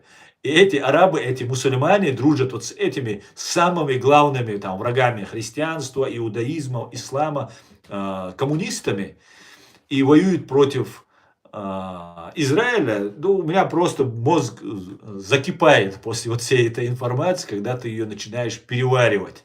И начинаешь понять. И евреи, кстати говоря, говорят там, что мусульмане там напали. Вот я мусульманин, евреи. Я мусульманин. И я вам могу сказать, что вот эти турбо-мусульмане, Хамасы, Хизбаллахи, там разные партии Аллаха, братья-мусульмане, как у них там называется, исламские джихады, вообще масло масляное, исламский джихад. Джихад это исламский термин, а он еще исламский джихад. А может быть еще христианский джихад, понимаете, в этом плане. Они приносят, эти люди не являются теми, за кого себя выдают. Им нужно использовать мечеть Аль-Аксу, использовать ислам для того, чтобы нас, мусульман, задействовать, использовать против иудеев, против Израиля, против США там, и так далее. Это нужно русским. Поэтому я призываю вас не отождествлять вот этих террористов и ваших двоюродных в историческом недавнем прошлом, ваших кузенов, семитских народов, арабов, отождествлять со всеми мусульманами. Нет, мусульмане, вы жили среди мусульман, вы дружили с мусульманами, и мы никогда, у нас и в Коране написано много про евреев, про Израиль, много где указывается, нигде не говорится, что нужно убивать евреев, нигде не говорится, что с ними нужно враждовать, нигде просто, нигде не упоминается. Да, есть какие-то там примеры из истории, где там, поклонялись там, золотому тельцу, вот в Коране это указано. Но речь идет не конкретно про евреев, а идет про грех, который и сегодня все религии говорят. Не только же Коран об этом говорит. Если ты поклоняешься деньгам, если твой Бог деньги, то значит твой Бог не Бог. А это деньги. Вот и все, говорит. А такие есть среди всех народов. Это примеры на примере евреев. Всем народам, всем чеченцам, как Кадырову, не поклоняйся деньгам, не предавай там, я не знаю, кто там в Украине деньгам поклоняется. Вот такие люди, они есть в каждом народе, в каждом государстве есть, которые за деньги предают свои принципы, свой народ, свою религию, своего Господа. Это всегда было в истории. Это как пример. Но нам арабы или российские пропагандисты пытаются преподнести это так, как будто что самое главное зло это евреи, иудеи. И дело в том, что не потому, что так в Коране написано, это самый большой обман, а потому что арабам нужно победить евреев и не дать им создать государство. Ведь об этом никто не говорит. Когда спрашивают, есть ли геноцид в Палестине, почему-то забывается момент, что вот буквально все это началось, буквально год назад, уже скоро год, в октябре будет 7-го, за то, что убили 1200 людей и около больше 200 взяли в заложники. Женщин, детей убивали, и до сих пор эти заложники там находятся, их не отпускают. Понимаете? Поэтому этот момент как бы упускается из виду. Это говорит, что человек фашист, самый настоящий. Если ты, правда, борешься за права там, людей, которые геноцидят, убивают, то честь и хвала. Я правозащитник, я этим и занимаюсь как раз. Но если ты говоришь, что этих можно убивать, а вот этих вот уже нельзя, причем накручивая некоторые моменты, то получается, что ты фашист самый настоящий. Вот и вся разница между нами, вот теми, кто так говорит. Как-то так. Давайте дальше идем, продолжим. Ты не мусульманин, говорит, иноактив. Я не был бы мусульманином, если бы я подчинялся бы вот вашей пропаганде, русской пропаганде, и шел бы у вас на поводу. А я не иду на поводу. У меня есть мозг, у меня есть возможность прочитать Коран, есть возможность изучить вопрос, залезть в интернет спокойно, посмотреть эту сторону, ту сторону, послушать, присмотреться. Поэтому и я тебе скажу, что мусульмане России поддерживали Саддама Хусейна, который убивал мусульман. Мусульман, курдов, травил газом, не просто так убивал, женщин, детей травил газом. И потому что ГРУ, российская, советская ГРУ всегда поддерживала Саддама Хусейна. И вот это вбивалось нам всем, говорилось, вот мы все должны поддерживать. То же самое касается вот событий с Израилем. Но почему-то вы, мусульмане, защитники мусульман, не говорите про реальное уничтожение людей по религиозному признаку. Понимаете? 1200 китайцев уйгуры не убили. Их именно за то, что они молятся, за то, что они делают намаз. В Израиле, между прочим, не запрещено молиться, делать намаз, ходить в мечеть. А в Китае запрещено. Почему вы, защитники мусульман, упускаете этот вид, этот момент из виду и полностью игнорируете то, что делает Китай? Это говорит о том, что вы работаете на Россию. Либо клинические идиоты, либо работаете на Россию. Понимаете, вот кто постоянно эту тему педалирует, я говорю. Потому что есть реально, есть антисемиты, есть кто считает, что там взгляды, и они там не работают ни на Россию там, и так далее. Есть, но это небольшое количество таких людей.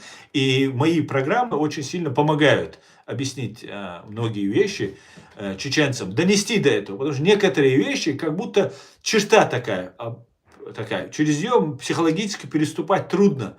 Ты не можешь в это поверить. Как так может быть? Ведь это же я всегда был за арабов. Арабы мусульмане, значит наши. Евреи, они не мусульмане, значит они не наши. Вот так программа закладывается. А когда ты начинаешь анализировать, так наши-то и не наши вовсе оказываются.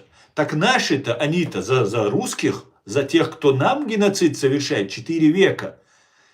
Так тоже из них наши. Потом, когда ты начинаешь вот в этих наших разбираться, так и не все там и вообще сунниты, если вообще разбираться. А шииты убивали суннитов больше, чем кто-либо вообще на этой земле убивал мусульман. Шииты и мусульмане, и сунниты друг с другом устраивали очень серьезные, там, убивали там кого там, халифов убивали, там, 3, 10, ну, всякое там, вот это из истории уходить. Я ничего против шиитов не имею, чтобы так было понятно. Но если вот начать копать, ты начинаешь разбираться, не все так однозначно все выходит, понимаете? И это очень сильно мешает, потому что вот этот стереотип, вот эта ложь, которая возведена на евреев, она начинает рушиться. Я могу ее аргументированно, с фактами начинать рушить. И это делают не евреи, как хотят меня представить. Самый настоящий чеченец, самый настоящий мусульманин. Может быть, с еврейской стороны это кому-то не понравится. Вот что это он мусульман защищает? Он уже тут привык мусульман гасить. Мусульмане враги и так далее. Может, кому-то не понравится. Но я знаю точно, с российской стороны это очень сильно не нравится. Потому что я уже как лидер общественного мнения могу аргументированно выводить чеченцев из этой тьмы и объяснять. Подожди, не спеши делать выводы. У тебя в культуре есть антисемитизм? Нету. Тебе мама, папа с детства рассказывали, что нужно ненавидеть другие национальности? Никому никогда не рассказывали. Это однозначный факт. Я знаю, потому что нету, это быть не может в нашей культуре. А давай посмотрим дальше. Ты за кого?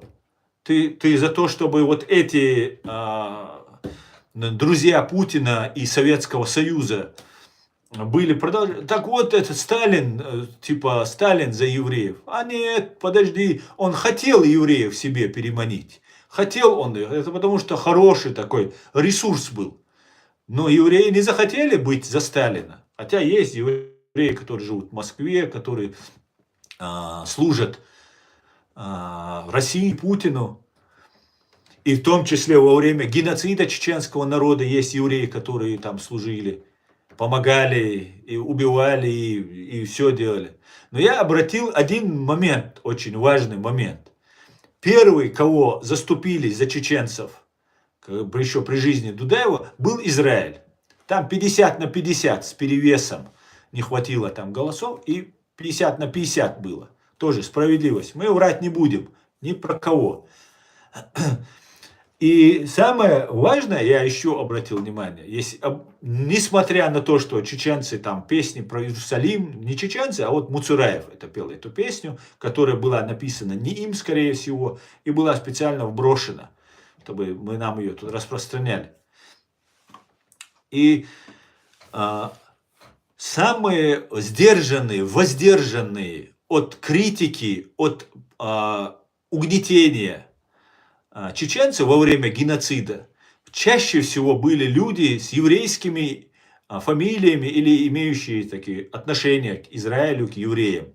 Вот чаще всего журналист это будет там, третий. Вот не мог он себе позволить вот полностью так нагло проехаться, убивать. Так сделать. Вот я обратил на это внимание. Хотя, конечно, были и на той стороне, и на этой, все разные были.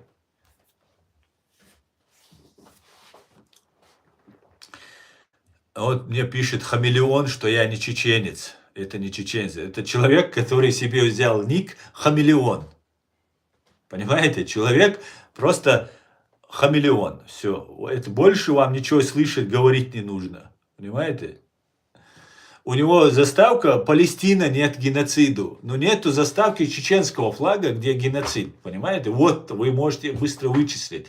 Потому что им безопаснее говорить на Израиль, чем за свой народ против России. Потому что за это могут по башке надавать. Понимаете?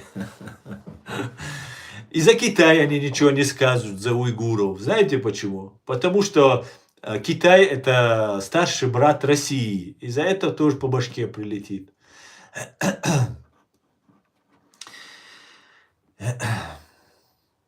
Давайте дальше почитаем ваши комментарии. Я надеюсь, чуть-чуть я смог донести свою позицию в этом вопросе.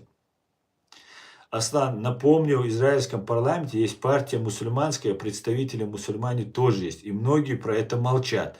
А интересно, в арабских странах есть в парламенте евреи? Нет, да, нет, конечно, конечно. Арабы, они антисемиты. Это уже тоже им вдолблена эта программа. Ну, какое мы отношение, чеченцы, имеем к этому, я не могу понять.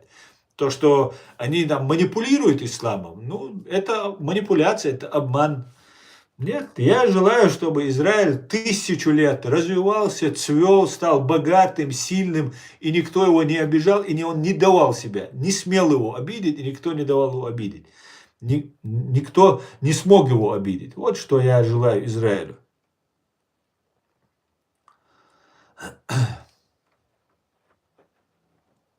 Аслан, баркалхон, да, это боль. Я понял, из-за чего и как мы потеряли свое государство. Мы потеряли, оккупировали нашу страну, потому что физически мы выдохлись. Физически мы выдохлись. И у нас проблема была в том, что мы закрылись внутри себя, на мой взгляд, мы закрылись внутри своего сопротивления и ждали только солдат. Что вот нам придут арабы, придут евреи, не придут же воевать за нас, правильно? А вот по религиозной теме, там, маджахеды, они могут прийти. Они же там по всему миру ездят, там воюют. Их можно там попросить, там помогут, там арабский мир очень большой. Потом Запад посчитал, что нас нужно оставить с Россией, потому что Россия всячески этого добивалась. И, ну ладно, пускай займутся. И наша ошибка, мне кажется, была в том, что мы закрылись на себе. И 1-миллионный народ против 90-миллионного, 95-миллионного русского народа, который имеет все вооружения и который не закрылся сам себе, а наоборот, он вел активно дипломатическую, информационную, политическую, всяческую работу просто вокруг. И в том же числе с Израилем. В том числе с евреями вел. А мы от всех отгораживались. Мы всех объявляли кафирами, мы всем объявляли это. А в конце концов мы все просто закончились. Мы физически, людской ресурс у нас закончился. А это же неграмотно, это же неправильно. Нам нужно было 1000 человек у нас идут в ряды вооруженных сил нашей армии, партизан. А 1000 человек мы отправляем учиться и работать в этом направлении, в Европу, на Запад. 1000 отправляем в арабский мир. 1000 отправляем еще куда-то. Хотя нет смысла отправлять в арабский мир, потому что весь арабский мир стоит в очереди к этому западному миру, западной цивилизации, к Америке, к Европе. Понимаете? Они в очереди стоят. И нам идти к арабам, чтобы стать за ними в очереди там у них. Зачем? Если у нас здесь на Западе, мы сами европейская страна, мы находимся географически в Европе, у нас есть хоть и небольшой по количеству, но заслуженный авторитет в этом мире. Один Абдурахман Автарханов чего стоит. Еще много людей есть.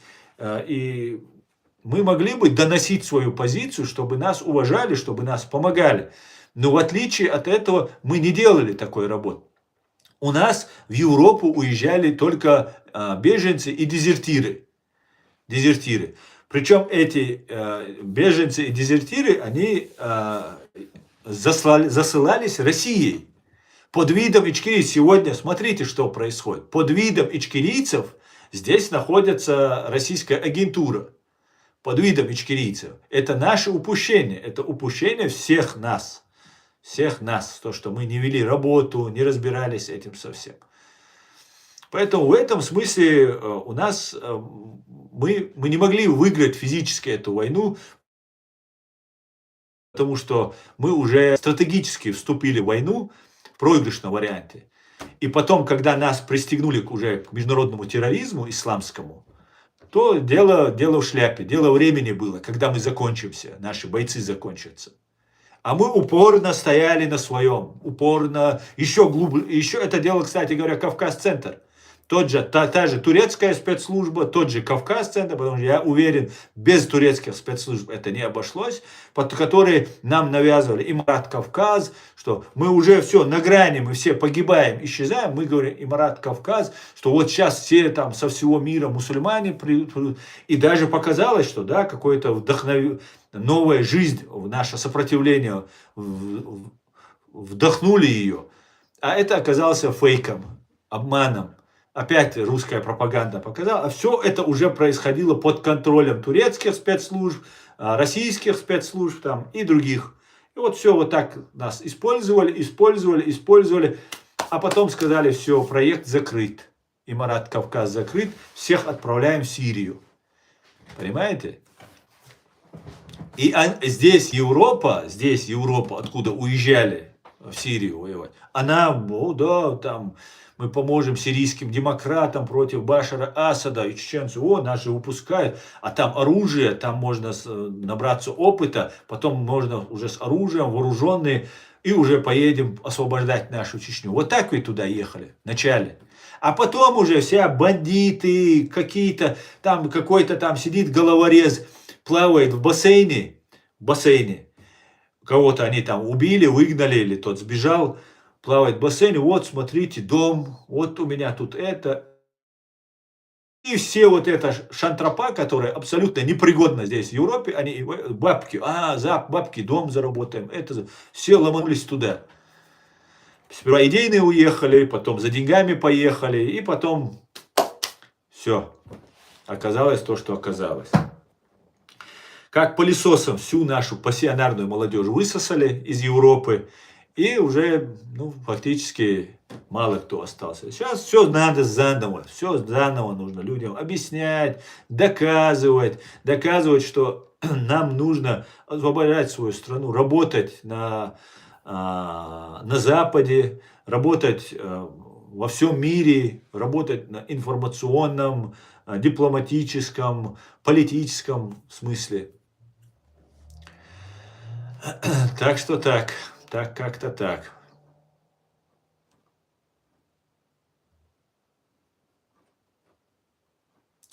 Ходорковский поддерживает палестинцев. Ну, Ходорковский, если про этого, конечно, кого он поддерживает? Это его контора поддерживает палестинцев. Вот они поддерживают, а я не поддерживаю.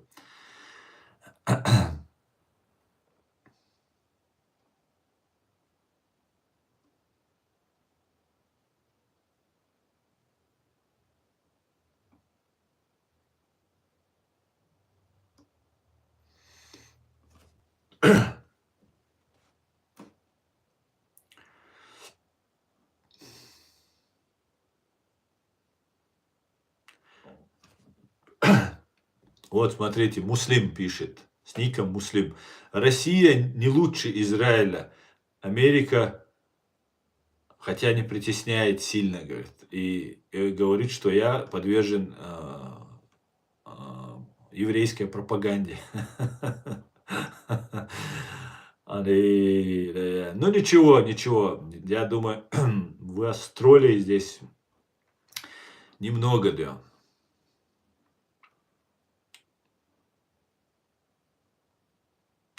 Америка нам давала место в оплате, а Яндарбиев поехал к арабам. Нет, Карфаген, это было чуть-чуть попозже. Попозже это было. Когда Америка... Что оплате давала? Я просто, может, сейчас неправильно понял, что ты говоришь. Америка нам помогала, поддерживала. Но в итоге мы сказали, что зачем нам Америка, наш президент Аслан Масхадов, нами избранный. Кстати говоря, сейчас тот же проект идет. Сейчас уже Ахмед Закаев и Руслан Кутаев, мы же демократию строим, значит народ будет решать наш на выборах. А на современном мире так получилось, что демократия и на выборах выигрывает тот, у кого больше денег и у кого больше рекламируют. Вот и все. Вот в этом направлении идет работа.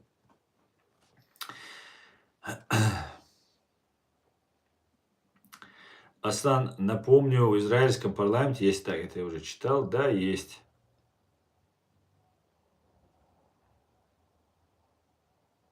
Дай свой номер, если ты мужчина, говорит мне. Дресня. Это ты мне говоришь? Это ты мне говоришь дать тебе номер? Подожди. Вот эти видео, под каждым видео и в ТикТок, и в Ютуб есть мой номер, если это ты мне, да. А так здесь чужие номера пересылать, отдавать не следует. Я это запрещаю.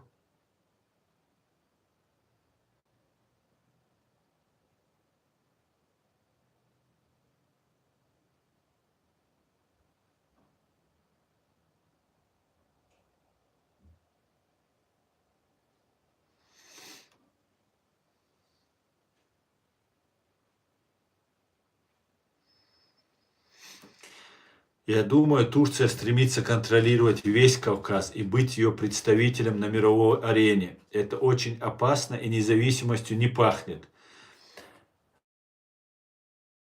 Поэтому многим сейчас и агентируют. И ты прав. Да, это я замечаю. Я вот не знаю всех вот этих геополитических сложных вещей. Я просто замечаю, о чем говорят чеченцы. Вот когда ты видишь разные ресурсы информационные, тот же Кавказ-центр, здесь разные деятели сидят, за религию топят абсолютно. И они лютой ненавистью, все меня ненавидят. Я не знаю, как я умудрился вот так, чтобы все меня полюбили, в кавычках. Но меня ненавидят все просто, кроме чеченского народа, который понимает, что я говорю, что я делаю. Да? А те, кто работают на Турцию, на Россию, на Турцию, они меня все люто ненавидят. Да? И постоянно про меня ложь распускают слухи. Да?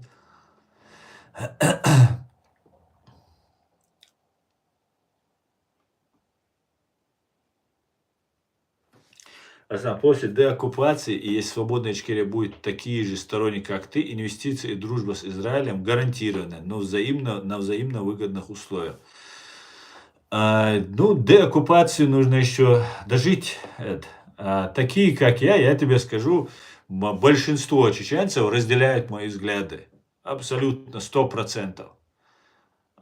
Большинство чеченцев разделяют. Да, есть какие-то моменты, в том числе вот события, то, что сейчас война идет в Израиле. Вот эти моменты чеченцам не нравятся, что Израиль слишком жестко подавляет там своих противников, хотя ну, это представляется так. На моей истории это первая, самая такая война, любая преступление, но это самая гуманная война, которая может быть, да, которую ведет кто-либо. Поэтому, а так, чеченцы абсолютно не враги Израилю и очень хорошо относятся к Израилю. Просто, знаешь, я тут разговаривал с человеком и говорю, А вот нам, если Америка помогла бы, Запад помог бы, там какие-то условия, конечно, Америке что-то нужно взамен, она просто бесплатно помогать не будет, и так не может быть, потому что у них есть свои избиратели, и они скажут, так, с какого перепуга мы помогаем там чеченцам там, и так далее, если нам помогут. И он мне, знаешь, что сказал, если нам помогут, но только так, чтобы по-настоящему, а не так, что мы втянемся, а потом скажут, ну ладно, как в Сирии это произошло, как у нас первое русско-чеченское после гибели Джахара было. Но лучше пускай тогда уже русская оккупация будет, что мы опять народ поднимем, и потом скажут, ну ладно, русские предложат что-то побольше, получше, у них есть что предложить, а у нас ничего нет предложить, кроме там своей борьбы. И скажут, ну ладно, тогда оставайтесь. И чеченцы так думают, если на самом деле нам помогут, а не так, чтобы, ну, пойдет, пойдет, не пойдет, ну ладно, фиг с ними. Пошли они к черту. Вот тогда не хотят чеченцы. Не подниматься не хотят, не поддерживать не хотят. Ни Израиль, ни Америку, ни Европу. Никого не хотят поддерживать.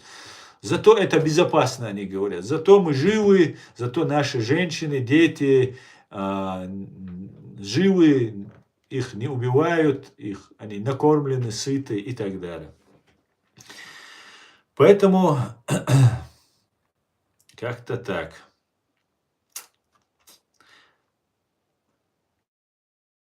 Стремится в этом направлении действовать, контролировать весь Кавказ, и чеченцев она собирается подчинить. Причем, знаете, как начала подчинять?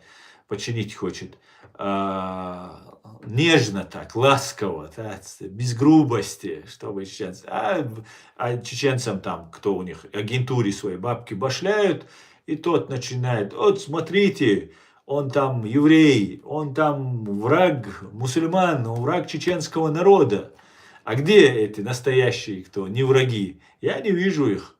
Я уже 10 лет здесь, в Европе, почти 10 лет, я тем занимаюсь. Я не вижу никого, кто работает во благо чеченского народа. Вижу, мало очень вижу, очень мало.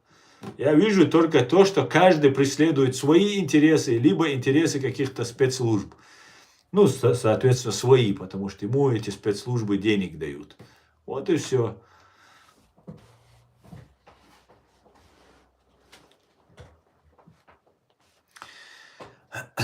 Ассаламу алейкум из Израиля. Ва алейкум салам. Шалом, Израиль.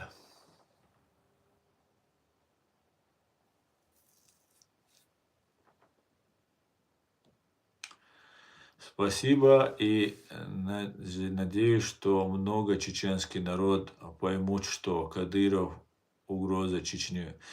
Виктор Йенсенс, знаете, Кадыров не угроза Чечне. Точнее, это не самая главная угроза. Главная угроза – это русский империализм и Россия. А Кадыров – это ноль, без палочки. Вот что есть такое Кадыров. Поэтому это тоже большой обман, что один Кадыров там. Нет, Кадыров никто. Вот такой же, как Кадыров, Ахмед Закаев, Руслан Кутаев, которые в Украине принимаются. Для чеченцев притворяются за нас и ведут нас огонь. И они нас привели в огонь. Эти люди, кто служил скрытно России, агенты России, они нас привели к этому. Поэтому и все они служат России. Наш враг Россия, угроза Россия. Россия хочет уничтожить весь чеченский народ. Она хочет, чтобы мы перестали существовать. Как-то так. Сонохчу иш гуманных ечбеш. Имат дина церзгат буэль бо честеру. Хонохчи валари, хонохчи ома сагаттеш валари, асви карьязир децер. Хонохчи вац. Хо забанинеу. Или хонохчи вац. Да لا از حقیقت خشتنی تان کش تو عقد توال قا یه قصوی شلوبی مروسنی ایو تینسانه یه شای ترکستانه سرت قطع مگردون تربو اشخاخ.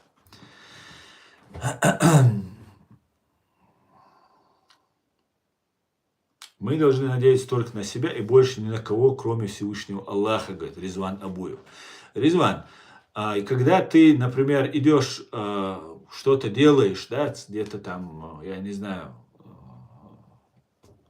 едешь на машине или когда у тебя лопается колесо, Ты же обращаешься куда-то, да, за помощью. Или ты сам, я сам пойду в речке, найду эту дырку, заклею ее слюнями, потом накачаю, ты говоришь. Нет, ты идешь в место, где это делают, там, где тебе помогут, или позвонишь в эвакуатор, или остановишь машину и так далее. Конечно же, нужно надеяться только на себя. И только мы сами себе поможем. Это понятно. Кто-то хорошее слово скажет, где-то поддержит. Но если мы сможем сделать себе много друзей на этой земле, у нас будет информация, у нас будет информационная помощь, политическая, и многое может быть и финансовое, может быть с вооружением. Это нужно дойти до этого уровня. А так, конечно, то, что ты говоришь, вот один в один, одна часть, она права, стопроцентно. Надеяться только на себя. Потому что в любой момент помощь может извне не прийти. Но кроме там только на себя, и только на себя, вот то, что ты говоришь, это говорит о том, что ты говоришь то, что выгодно русским. Умышленно ты это делаешь или неумышленно, ты это говоришь то, что выгодно русским. Дело в том, что русские как раз хотят, чтобы весь мир от нас отвернулся, мы закрылись у себя и сидели. И потом нас будут через Интерпол объявлять исламистами, каратистами, там, разными там, террористами и высылать в Россию. И мы будем, тогда еще, мол, бог, там, мол, вар, сашуай, ерите, цана Болгария, варис, цана ашварки, самуэл. И ворон, цаму вацадеш, висен. Це уэлин, туакетитан, короче, стихотворение иштан, дагдолын, иду абок. Киумадац абок. Так, конечно же, мы все должны на себя надеяться. Я, например, на свои силы рассчитываю. Я на вас, на тебя, Резван. Да, хорошо, если кто-то мне поможет. Но я рассчитываю только на свои силы. И когда у меня здесь возникли недавно проблемы, я увидел, что только лишь мои силы мне помогли в этот решить. Потому что больше никого я не увидел рядом с собой. Понимаешь? Хотя разговоров было очень много с разных сторон. Разных сторон. Мне сказали, да, там, да, конечно. Поэтому, конечно, нужно рассчитывать только на себя. Только на себя. Но нужно понимать, что нужно делать друзей и из других тоже. А не так, чтобы вот, мы уезжать, все, мы закроем. Это такое, смертник может такое говорить. А нужно обращаться и там, и тут, везде. И не делать так, чтобы было удобно русским, России.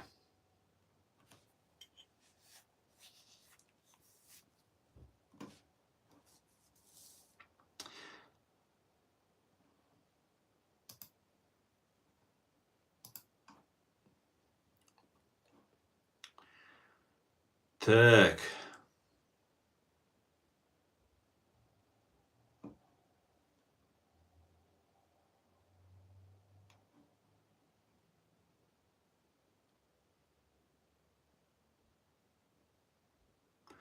Асань, думаю, сейчас главное чеченскому народу надо просто сохраниться, никуда не вникать, ни в какие войны, даже Украину.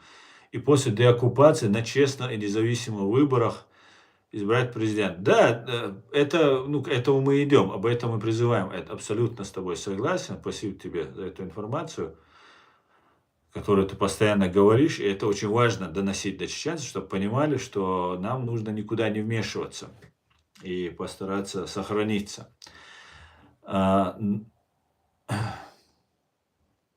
Дело в том, что когда закончится война, когда мы деоккупируемся, у этих пророссийских кланов очень много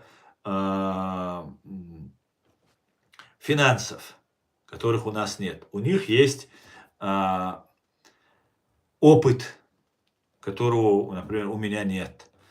У них есть люди мотивированные, которые убивали и предавали чеченский народ, и им не очень хочется сейчас нести ответственность за то, что было сделано.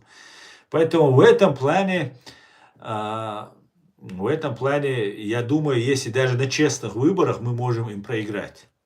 Понимаешь? На честных выборах мы можем проиграть. Как это происходило много раз в разных странах. Как-то так.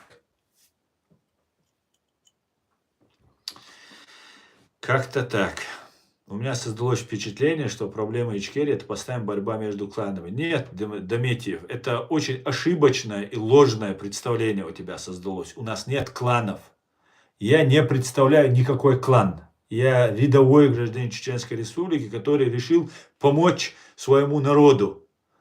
И выехал сюда, в Европу, помогая Украине и своему народу. Но я думал, здесь все заодно. А здесь оказались пророссийские деятели.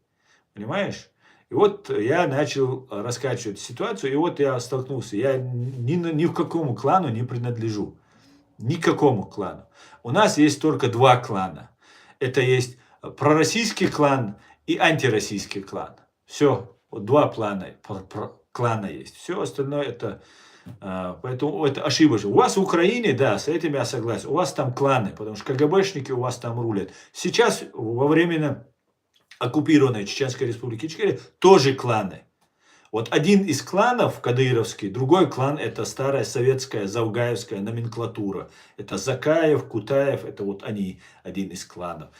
Ну вот, на этом, по-моему, ограничу. Там еще есть там разные течения, там разные. Но они сейчас надеются, что сейчас вот этот старый советский КГБшный клан свергнет Кадырова.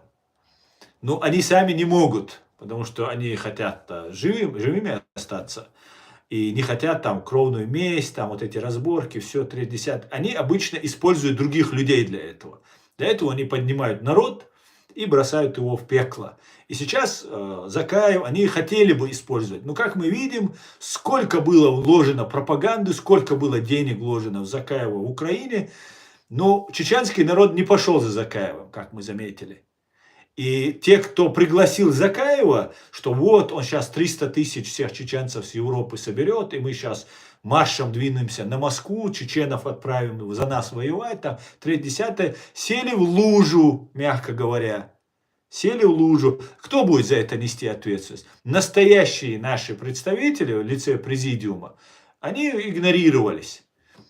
Хотя думающие, умные люди вели очень правильную работу. И, как мы знаем, Верховная Рада признала Чеченскую Республику оккупированной и геноцид по отношению чеченского народа. И отправила Верховная Рада документ ООН с просьбой признать, с призывом признать след за Украиной и другие государства. Что, конечно же, произойдет. И сейчас большая надежда была на то, что Ахмеда Закаева сейчас все поддержат, весь чеченский народ ломанется, великий Ахмед, ты, короче, заместо того Ахмеда придет другой Ахмед и заживем там 3-10. И так получилось, что некоторые люди, которые реально против России, поддержали Ахмеда Закаева. Кто-то обманом вот этой пропагандой обманутый.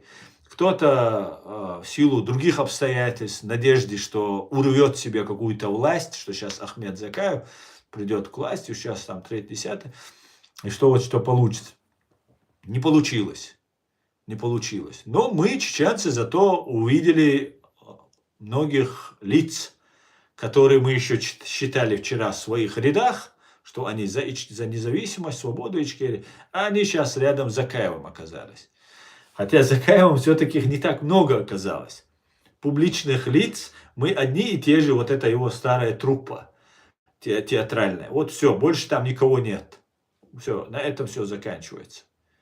Вот как-то так. Поэтому на этом я свой стрим заканчиваю.